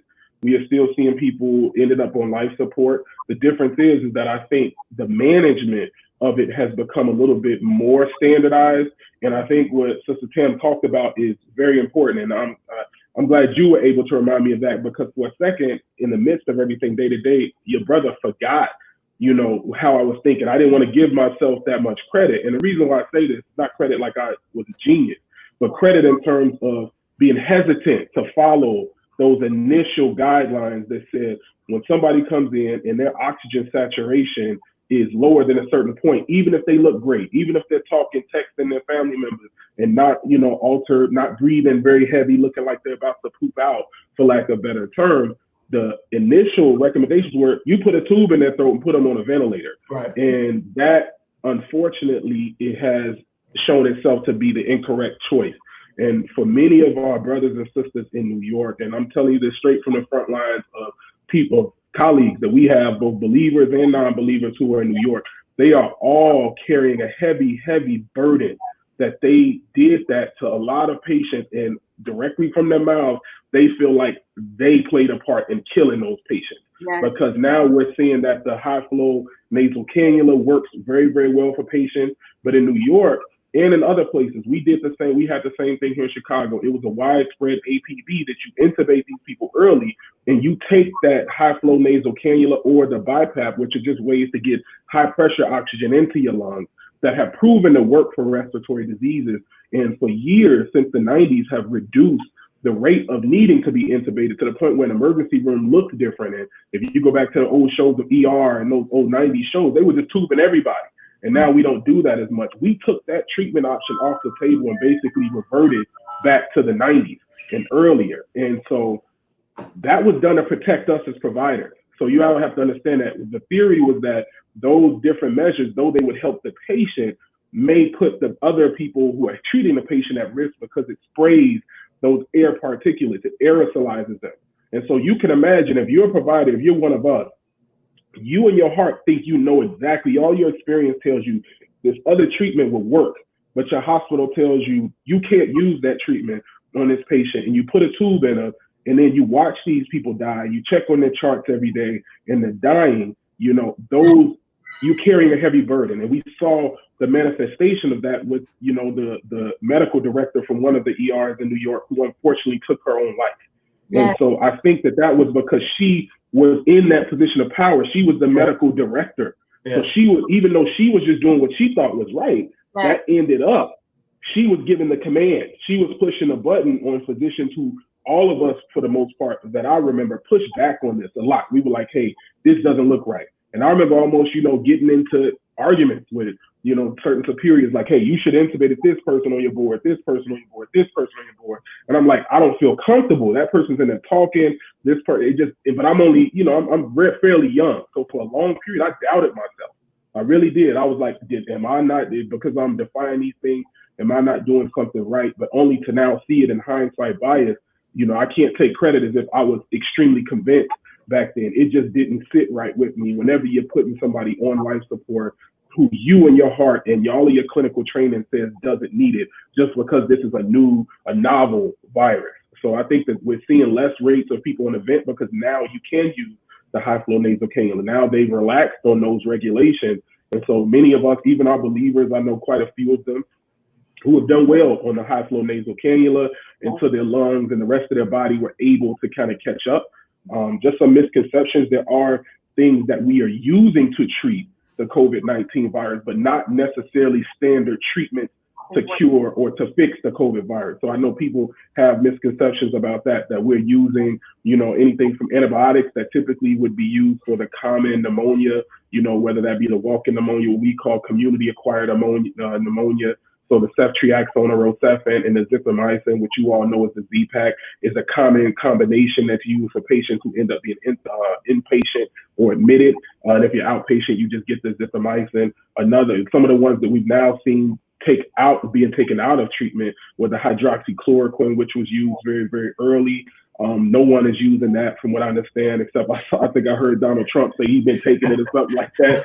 You know, that boy crazy, man. But other than that, the new one, though, that seems promising is the remdesivir. So the remdesivir seems to be promising, but it's not proven. There's not empirical data out that's been peer-reviewed at multi-centers that has been released that says that this is the best therapy. It's just something that in the situation of an emergency, where you're looking at what's the best options that cause the least harm, it seems to have the least harmful profile. It does cause some liver toxicity, but they usually stop it if they see your liver enzymes going up, but then they'll put you right back on it. And I know quite a few people personally, just right here in the community surrounding Temple number 2, who they would swear by it. But initially they called me and they weren't going to do it. And I said, you know, let's have a discussion as a family. Let's break down some of the early data to try to see if to revisit this so that you can make the best decision.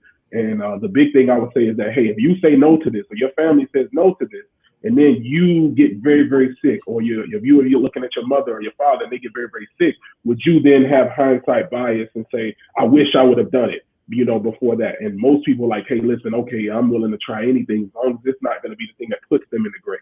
So I think that those are just some of the updates that we're seeing. I do think that by opening everything up, you might have more spikes, in it for the people who didn't catch it, which means that the sheltering in place for certain people worked. And that's, of course, again, our elders, our at-risk population, and nursing homes, or maybe it hasn't penetrated. But I can't really give an estimation of how big that spike may be. All of this stuff is changing day to day. Yes, sir. Wonderful points. And one thing that I would like to mention to everybody listening is I hope what you have come to a conclusion to is that you're listening to three people who are talking about the reality of thinking our way through processes. So, practicing medicine, being a nurse, working in hospital in situations like this is not something where you read a book and then you walk the book into the reality, which I'm sure most of you that are listening, whatever your gift, your talent, or your career is, that as well. So it's the same thing. We have to stand on our ground. And that's why I made the comment about listening to those nurses when I first went into the emergency room and on the floors, because I wasn't comfortable. I didn't walk in the hospital saying, well, I know I'm the man because I read and I've been to school. No. Experience and what you read in a book are two totally different things. And every person, nurse, doctor, radiologist, respiratory therapist, everybody gets to a comfort level on their own based on the experiences that they go through. And you all have heard me say before, I believe I'm responsible for somebody losing their life. What is it, a couple of hours, a half a day, or a whole day before they would have died? It doesn't make a difference. We have to live with that burden, but we also accept that when we go into this field. So I just wanted you all to hear that perspective. I would like for everybody to consider going to Dr. Wesley's Facebook or IG page and listen to his presentation that he did yesterday, because there's something I think is very serious that we have to take. And I'm gonna let my brother and my sister mention, make a comment on this. When autism first came out, it was a rich white, middle-class white problem. Mm-hmm. Yeah. And now it's a black boy problem. Mm-hmm. When HIV first started, white boy. It was a gay San Francisco white man disease. Mm-hmm. And now it's mostly black people all over the world. Mm-hmm. When we first looked at this virus, when it came from probably Europe or China, wherever it came from, when it started coming here, it was mostly people were saying it doesn't affect black people. But what has happened? And so I'm saying that because we have to understand that the reason why Sister Tamara said what she said and Brother Abdullah saying what they're saying is because there's so much about this virus that is not what we study. So when you are learning as you go, when you are learning as this problem is presenting things to you, and you have to fail, like in every other aspect of life, we fail until we start to win. And so when we in the medical field fail, somebody's life is there. In other aspects, you lose some money. A couple of students fail, or this or that may happen. But in our field, when we have to learn like this, people die.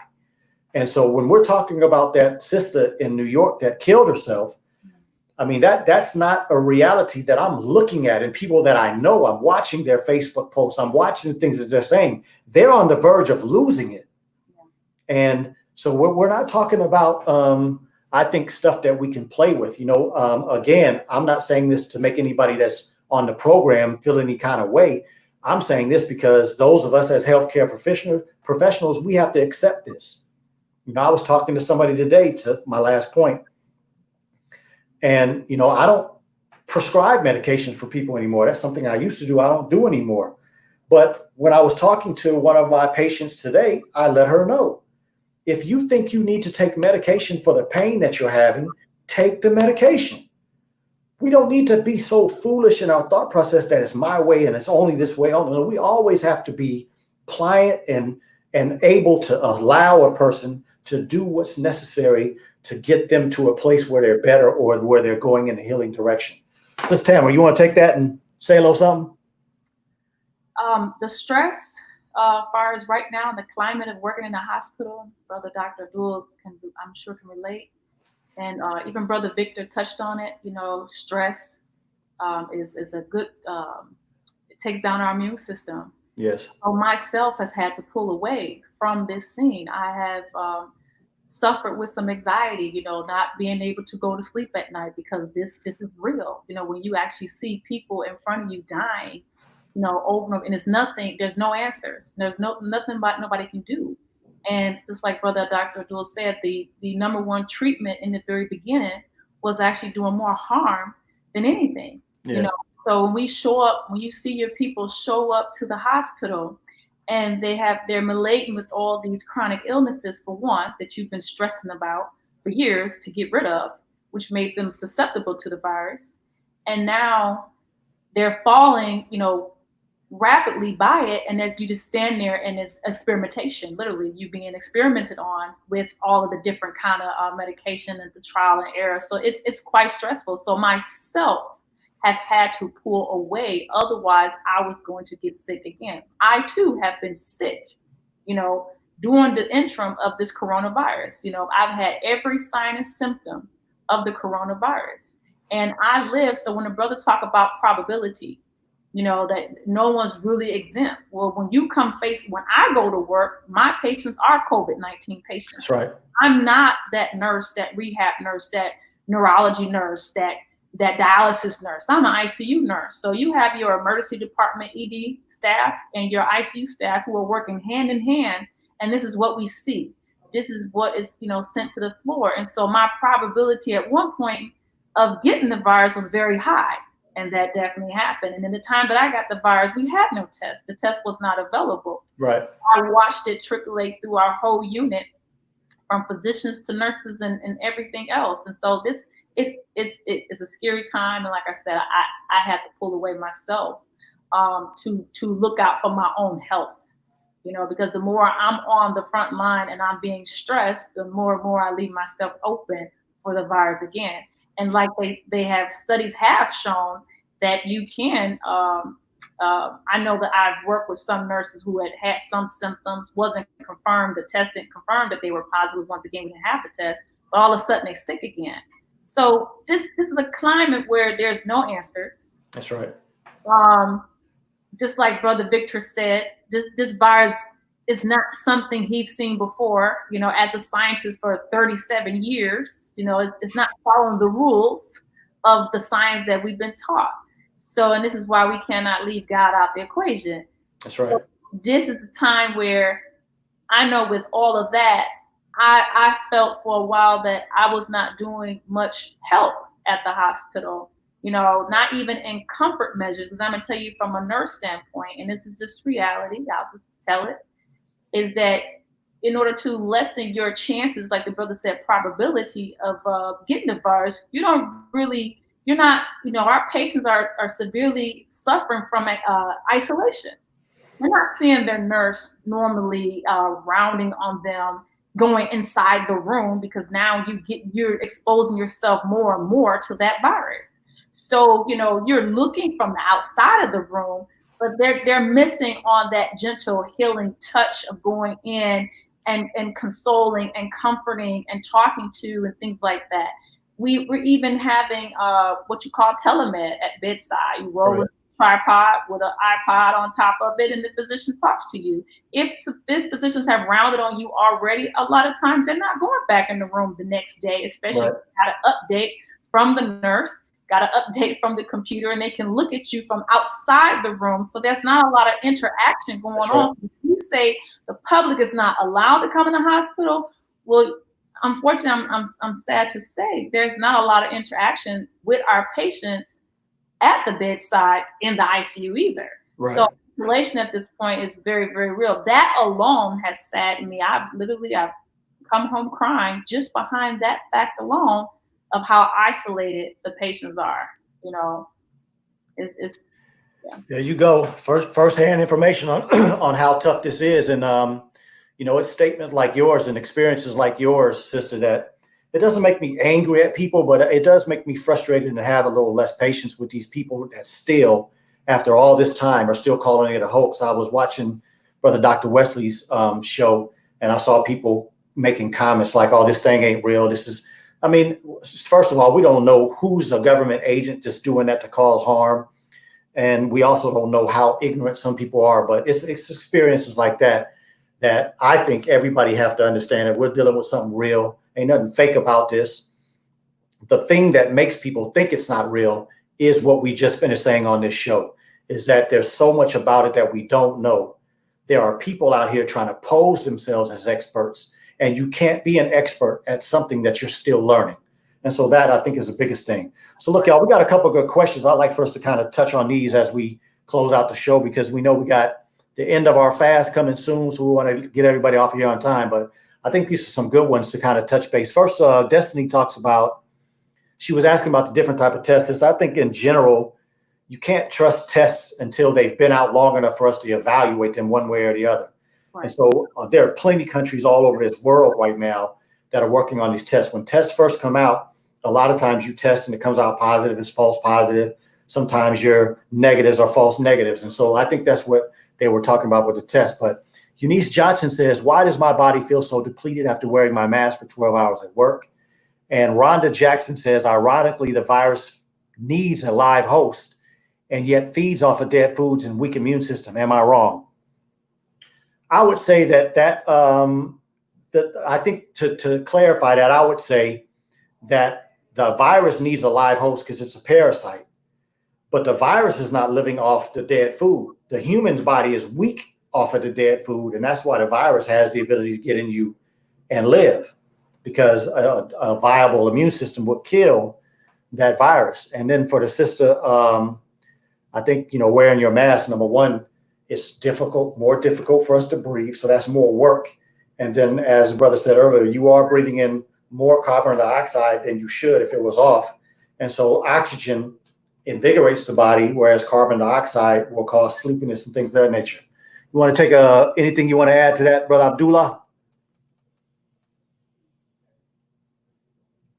On mute. There we go.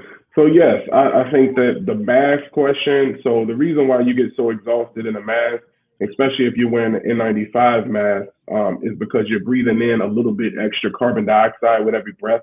It's what we call like dead space. And so that extra carbon dioxide over time can definitely make you a little bit lightheaded, a little bit more fatigued, and you're using your respiratory muscles in a different way than you normally would. And so you're breathing in against resistance, and that constantly breathing in against resistance and blowing out against resistance, just like those, training masks that you see a lot of the athletes wear, where it causes increased resistance, it builds up the respiratory muscles by fatiguing them over time. And so you can overcome it and get a little bit better in shape respiratory wise.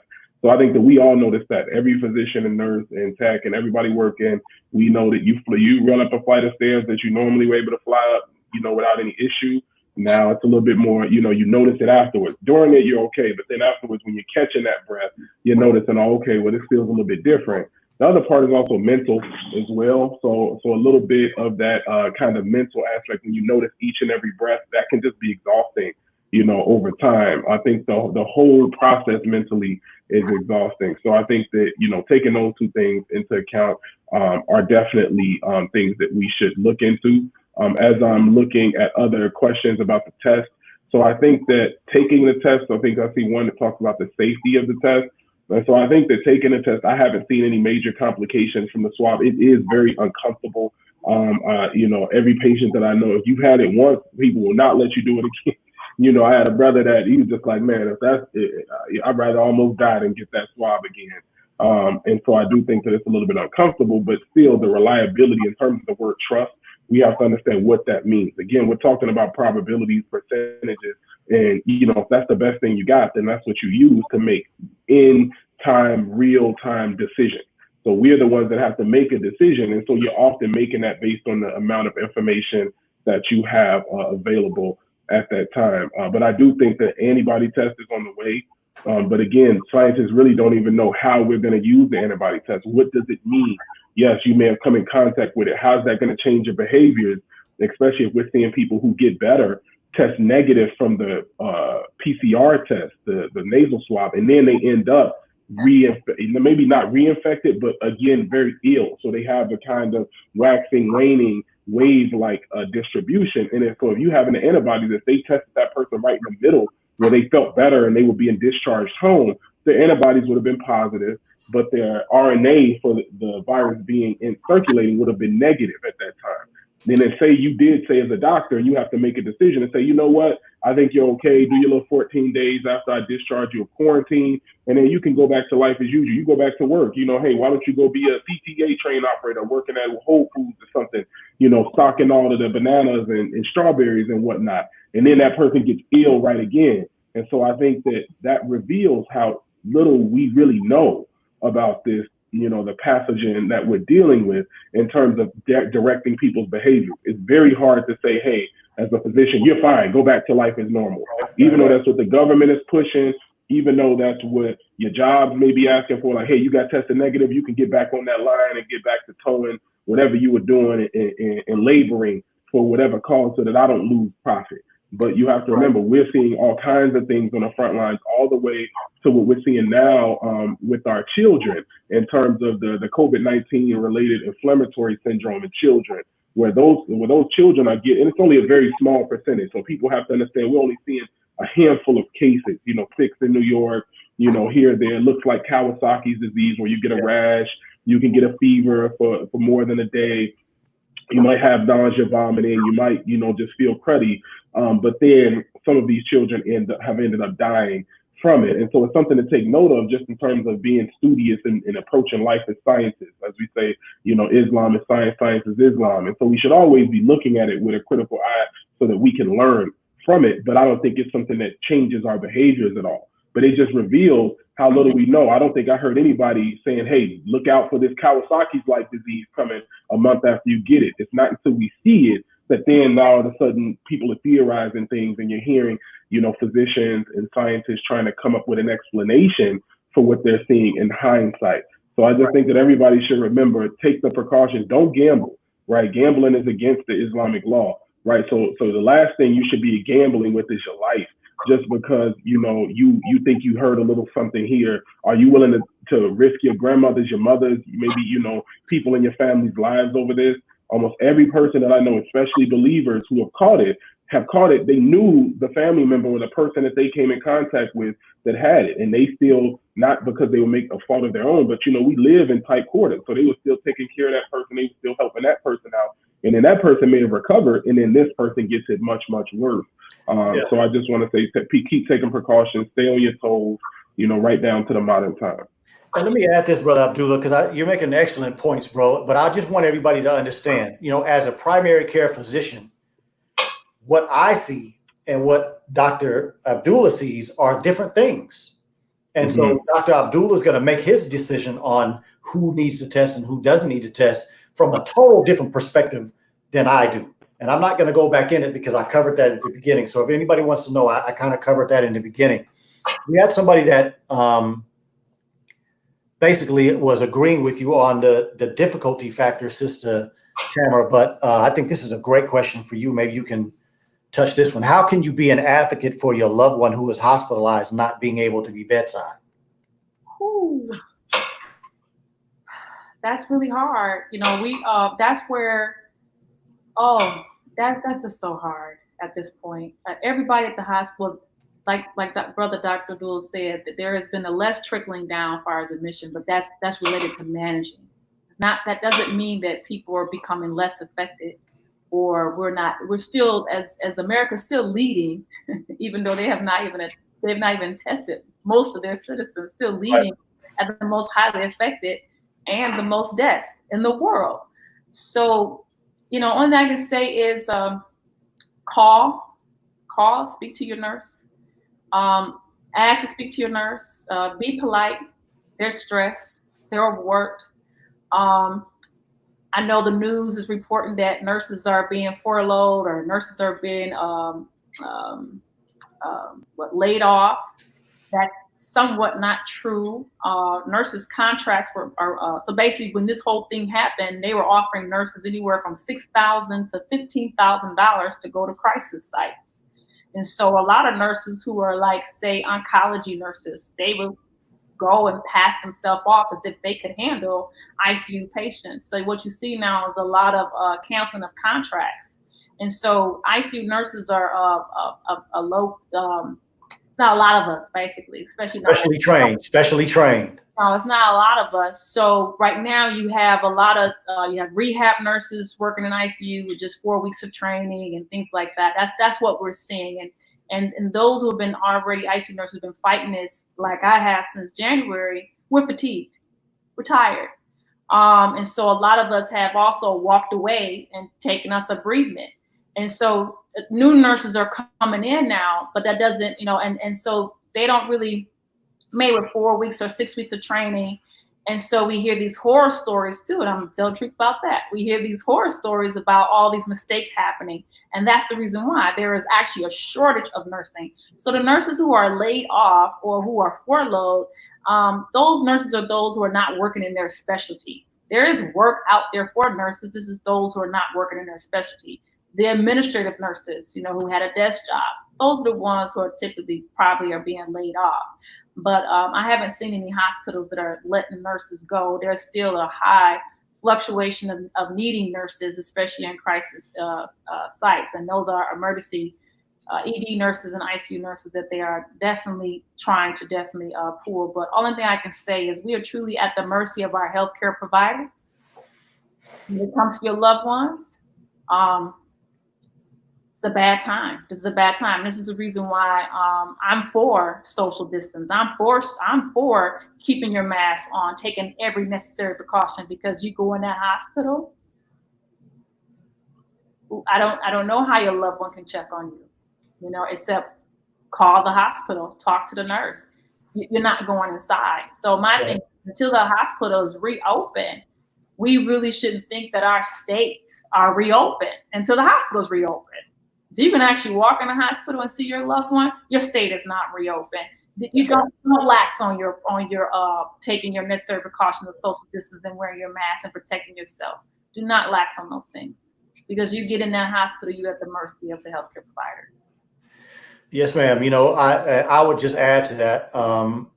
Make sure that your family member has some viable device where you can see them, they can see you, so that when they're communicating with their nurse, when they're communicating with their doctor, the family is keeping up with what is happening. I see another question about, should we demand this or should we demand that? A lot of times you don't have doctors with a lot of confidence. Brother Abdullah just mentioned it. He said, there was an intimidation factor because he's a new doctor. I know, we've all been there.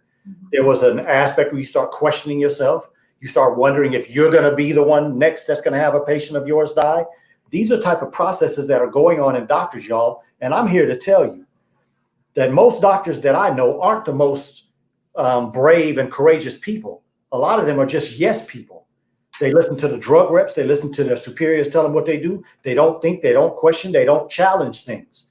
So you just have to understand that that's the system that your family member just went into. So the best that we can do is spend as much time, as much effort, as much diligence, as much dedication as we can, staying the hell out of those hospitals. Once you go in there, you're pretty much at their whim.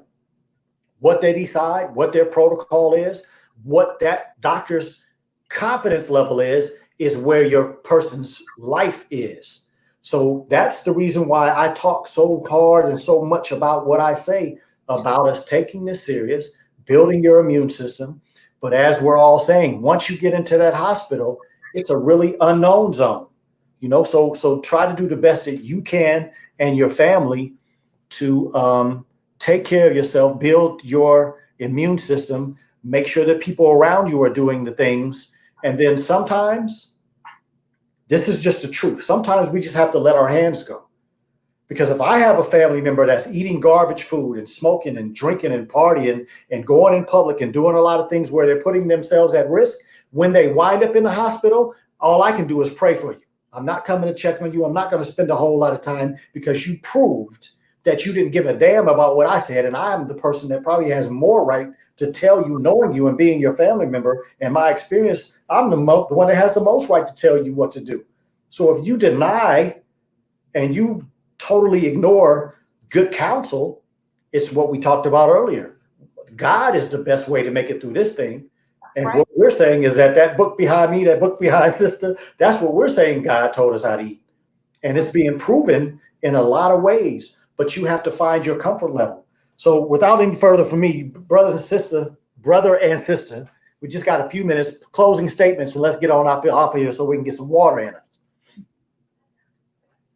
I want to say one thing as far as if I got sick in the hospital, I would want my family to reach out to the healthcare providers in my family, because there is a language that we speak as healthcare providers among each other, and a certain language and lingo that we understand.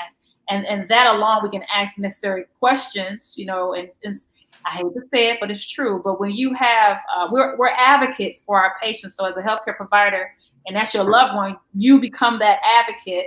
And it's true. We respond differently to other healthcare providers. They do look at the patient a little bit different, because there is a degree of accountability in some sense. Like when another nurse calls me, another doctor calls me of a family member, I can speak a different language. I can speak my language to them where it's right. understood, and we can get things done, in a certain kind of manner. So that would be one solution. Definitely have that device, and also reach out to your healthcare providers and your family to advocate for your family member.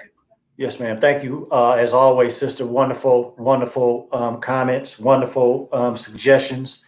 That's the star nurse right there, y'all. The best you got. The ICU, highly trained. Brother Abdullah, closing remarks. We only got a few minutes, my brother. Yes, sir. I'll keep it short. Just to touch on that last point, one of the things that I've been really, really involved with is taking care of the believers that do come to the University of Chicago, as well as other community leaders and their families. And I do understand that, and the reason why I'm doing it, I take extra time after or before my shift to really try to look after our people because of what you just said. And so I agree with all of those points. Having a point person, if you know a nurse, a cleanup crew, somebody on the inside, get you that spook or whoever by the Right. door, because they can go by that room and they can check on your brother, your sister, your family member, because they got the access and the privileges to be anywhere in that hospital. But then also try to get the numbers of the physicians. We understand that this is a tough time. We are much more willing to give out numbers that we can directly be reached than we had in the past. So don't feel like, I don't want to burden the doc. And like, no, you are beholden and do the right, communication and to be able to make informed decisions, because if your family member becomes incapacitated, it's going to be on you. And if you don't have that information, just assuming things are this way and that you got no control, then they're going to go that way. And that gets to the last point that I make. I think that one person asked, can you demand for non-invasive positive pressure ventilation, the high flow, the BiPAP earlier? I would demand it. I know personally leaders and things that we have lost because they didn't have access to it. And early on, people demanded it, and the hospital said, no, we were not going to do it. Not that we can't, we're not going to do that. But now that it's an option, you demand those things because it literally can be the difference between life and death. And they may not be thinking that person is somebody who needs it right then, and they may be saving a couple of rooms for people who need it. But you talking to that doc saying, hey, I'm worried, I don't want to see this go that way. That may be the thing that tips me and says, you know what, let me at least give them a couple hours on the high flow. Let's at least try to make some room for this patient to get ahead of it. And the last thing I would say is in preparation for things you should have at home, pulse oximeter. You can get those respiratory therapists who own, places where they sell oxygen. So find one of those places and they'll have all of these machines. We were able to find one way outside of Chicago. Our Supreme Captain was able to find one, and we've been able to get CPAP machines, BiPAPs, albuterol nebulizers, pulse oximeters, and just straight up oxygen as a prepare kit. So I would say have the pulse ox, have some oxygen if people in your home have pre-existing lung conditions. If you have sleep apnea, or you're a big time snorer or a big person with a lot of neck mass, you might want to invest that money instead of, in something else, your next check into maybe a CPAP machine, because you probably needed it anyway. And your insurance ain't going to cover it. So you're going to probably have to pay outright unless you already had a sleep study that referred you for it. So I would say get your prepare kit, also do everything else in terms of eating and preparing your bodies and building it up. It's not an immune boost right now. You're trying to repair your immune system. There's no such thing as a true immune booster. It's just how to eat to live. It's just naturally taking care of yourself and your body, and then your immune system will respond accordingly. Right. Yes, thank you, my brother. As always, wonderful information. Somebody, again, brothers and sisters, we got frontline soldiers bringing you information. You know, lastly, I've seen here in Houston, I've seen an increase in children. Gotten quite a few calls over the last couple of weeks in children. So, you know, this thing is not over. Personally, when I'm going up and down the street and seeing all these black women standing outside these nail shops and brothers outside the barber shops and a lot of people back in these restaurants and they're not social distancing, they're not wearing masks, I believe we're going to see another rise in this thing. You know, I hope that I'm wrong, but what I'm seeing, I think it's coming. Again, I think everybody has to go listen to what Dr. Wesley said, because I don't think it is any consequence that all of those different issues that we've been dealing with for many, many years started off in one community and now it's all in ours. That's not by happenstance. Couple of statements. Patricia White asked about going to nursing school. I don't think because of this, if going into the medical field is your choice, I don't think you should stop because of this. You just have to be very mindful to protect yourself as you go. And then William Muhammad talked about a living will.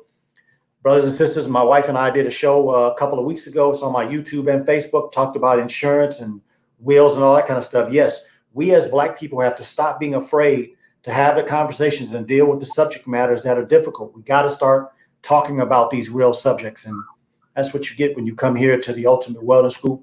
News that you can use. I pray that you are empowered today. I pray that everybody that's still on the show, before you get off the show, please share it if you think it's worthwhile information. If you think it's going to help other people, send the show to who you think needs to hear it and share the show so that people can see it and be empowered. It's not about numbers for me. It's about giving our people information so that they can be empowered to make it through the times that we're going through. And so on that note, we'll be back next week. We'll be talking about, you know, growing your own food and farming and how to look at that from a realistic perspective. Brother Tariq will be back. We have a couple other guests that we'll be having. Somebody actually from Haiti said, would any of us be interested in coming on a radio show in Haiti? And I would say I put Dr. Abdullah's information up. Matter of fact, I put him up again. Sister, my genius and brilliant nurse doesn't want to put any of her social media information up there. That's good because she needs to be private. But I'm sure she wouldn't mind doing a radio show. Reach out to me if you want to get in touch with her, or reach out to me, reach out to Dr. Abdullah. I'm sure all of us wouldn't mind coming. Anything we can do to help our people, we do it as a threesome, or if you want us individual, reach out to any one of us. We could all get in touch with each other. We'd love to help our brothers and sisters down in Haiti. I visited there years ago after the earthquake, and I love my people anywhere I go. And I know that our people down there are in bad shape, not because they don't have the capability, because they've been so marginalized by the hateful countries that put them in that condition. But anyway, another subject for another time. We thank you all for spending some of your Tuesday with us here at the Ultimate Wellness Group Transformation Tuesday. We would like you to know that good health in a time like we're living in takes a lot of work, takes a lot of thought, takes contemplation. So please work on it. Please do what you have to do to keep yourself from getting sick and winding up in a place where you'll have to be more vulnerable. And please continue to come back to find more news that you can use and continue to put your health first. All right. So until next time, we thank you all for coming in. Have a wonderful rest of your evening. And those that are about to break fast, Ramadan Mubarak. Peace. Thank you, brother. Yes, ma'am. Thank you.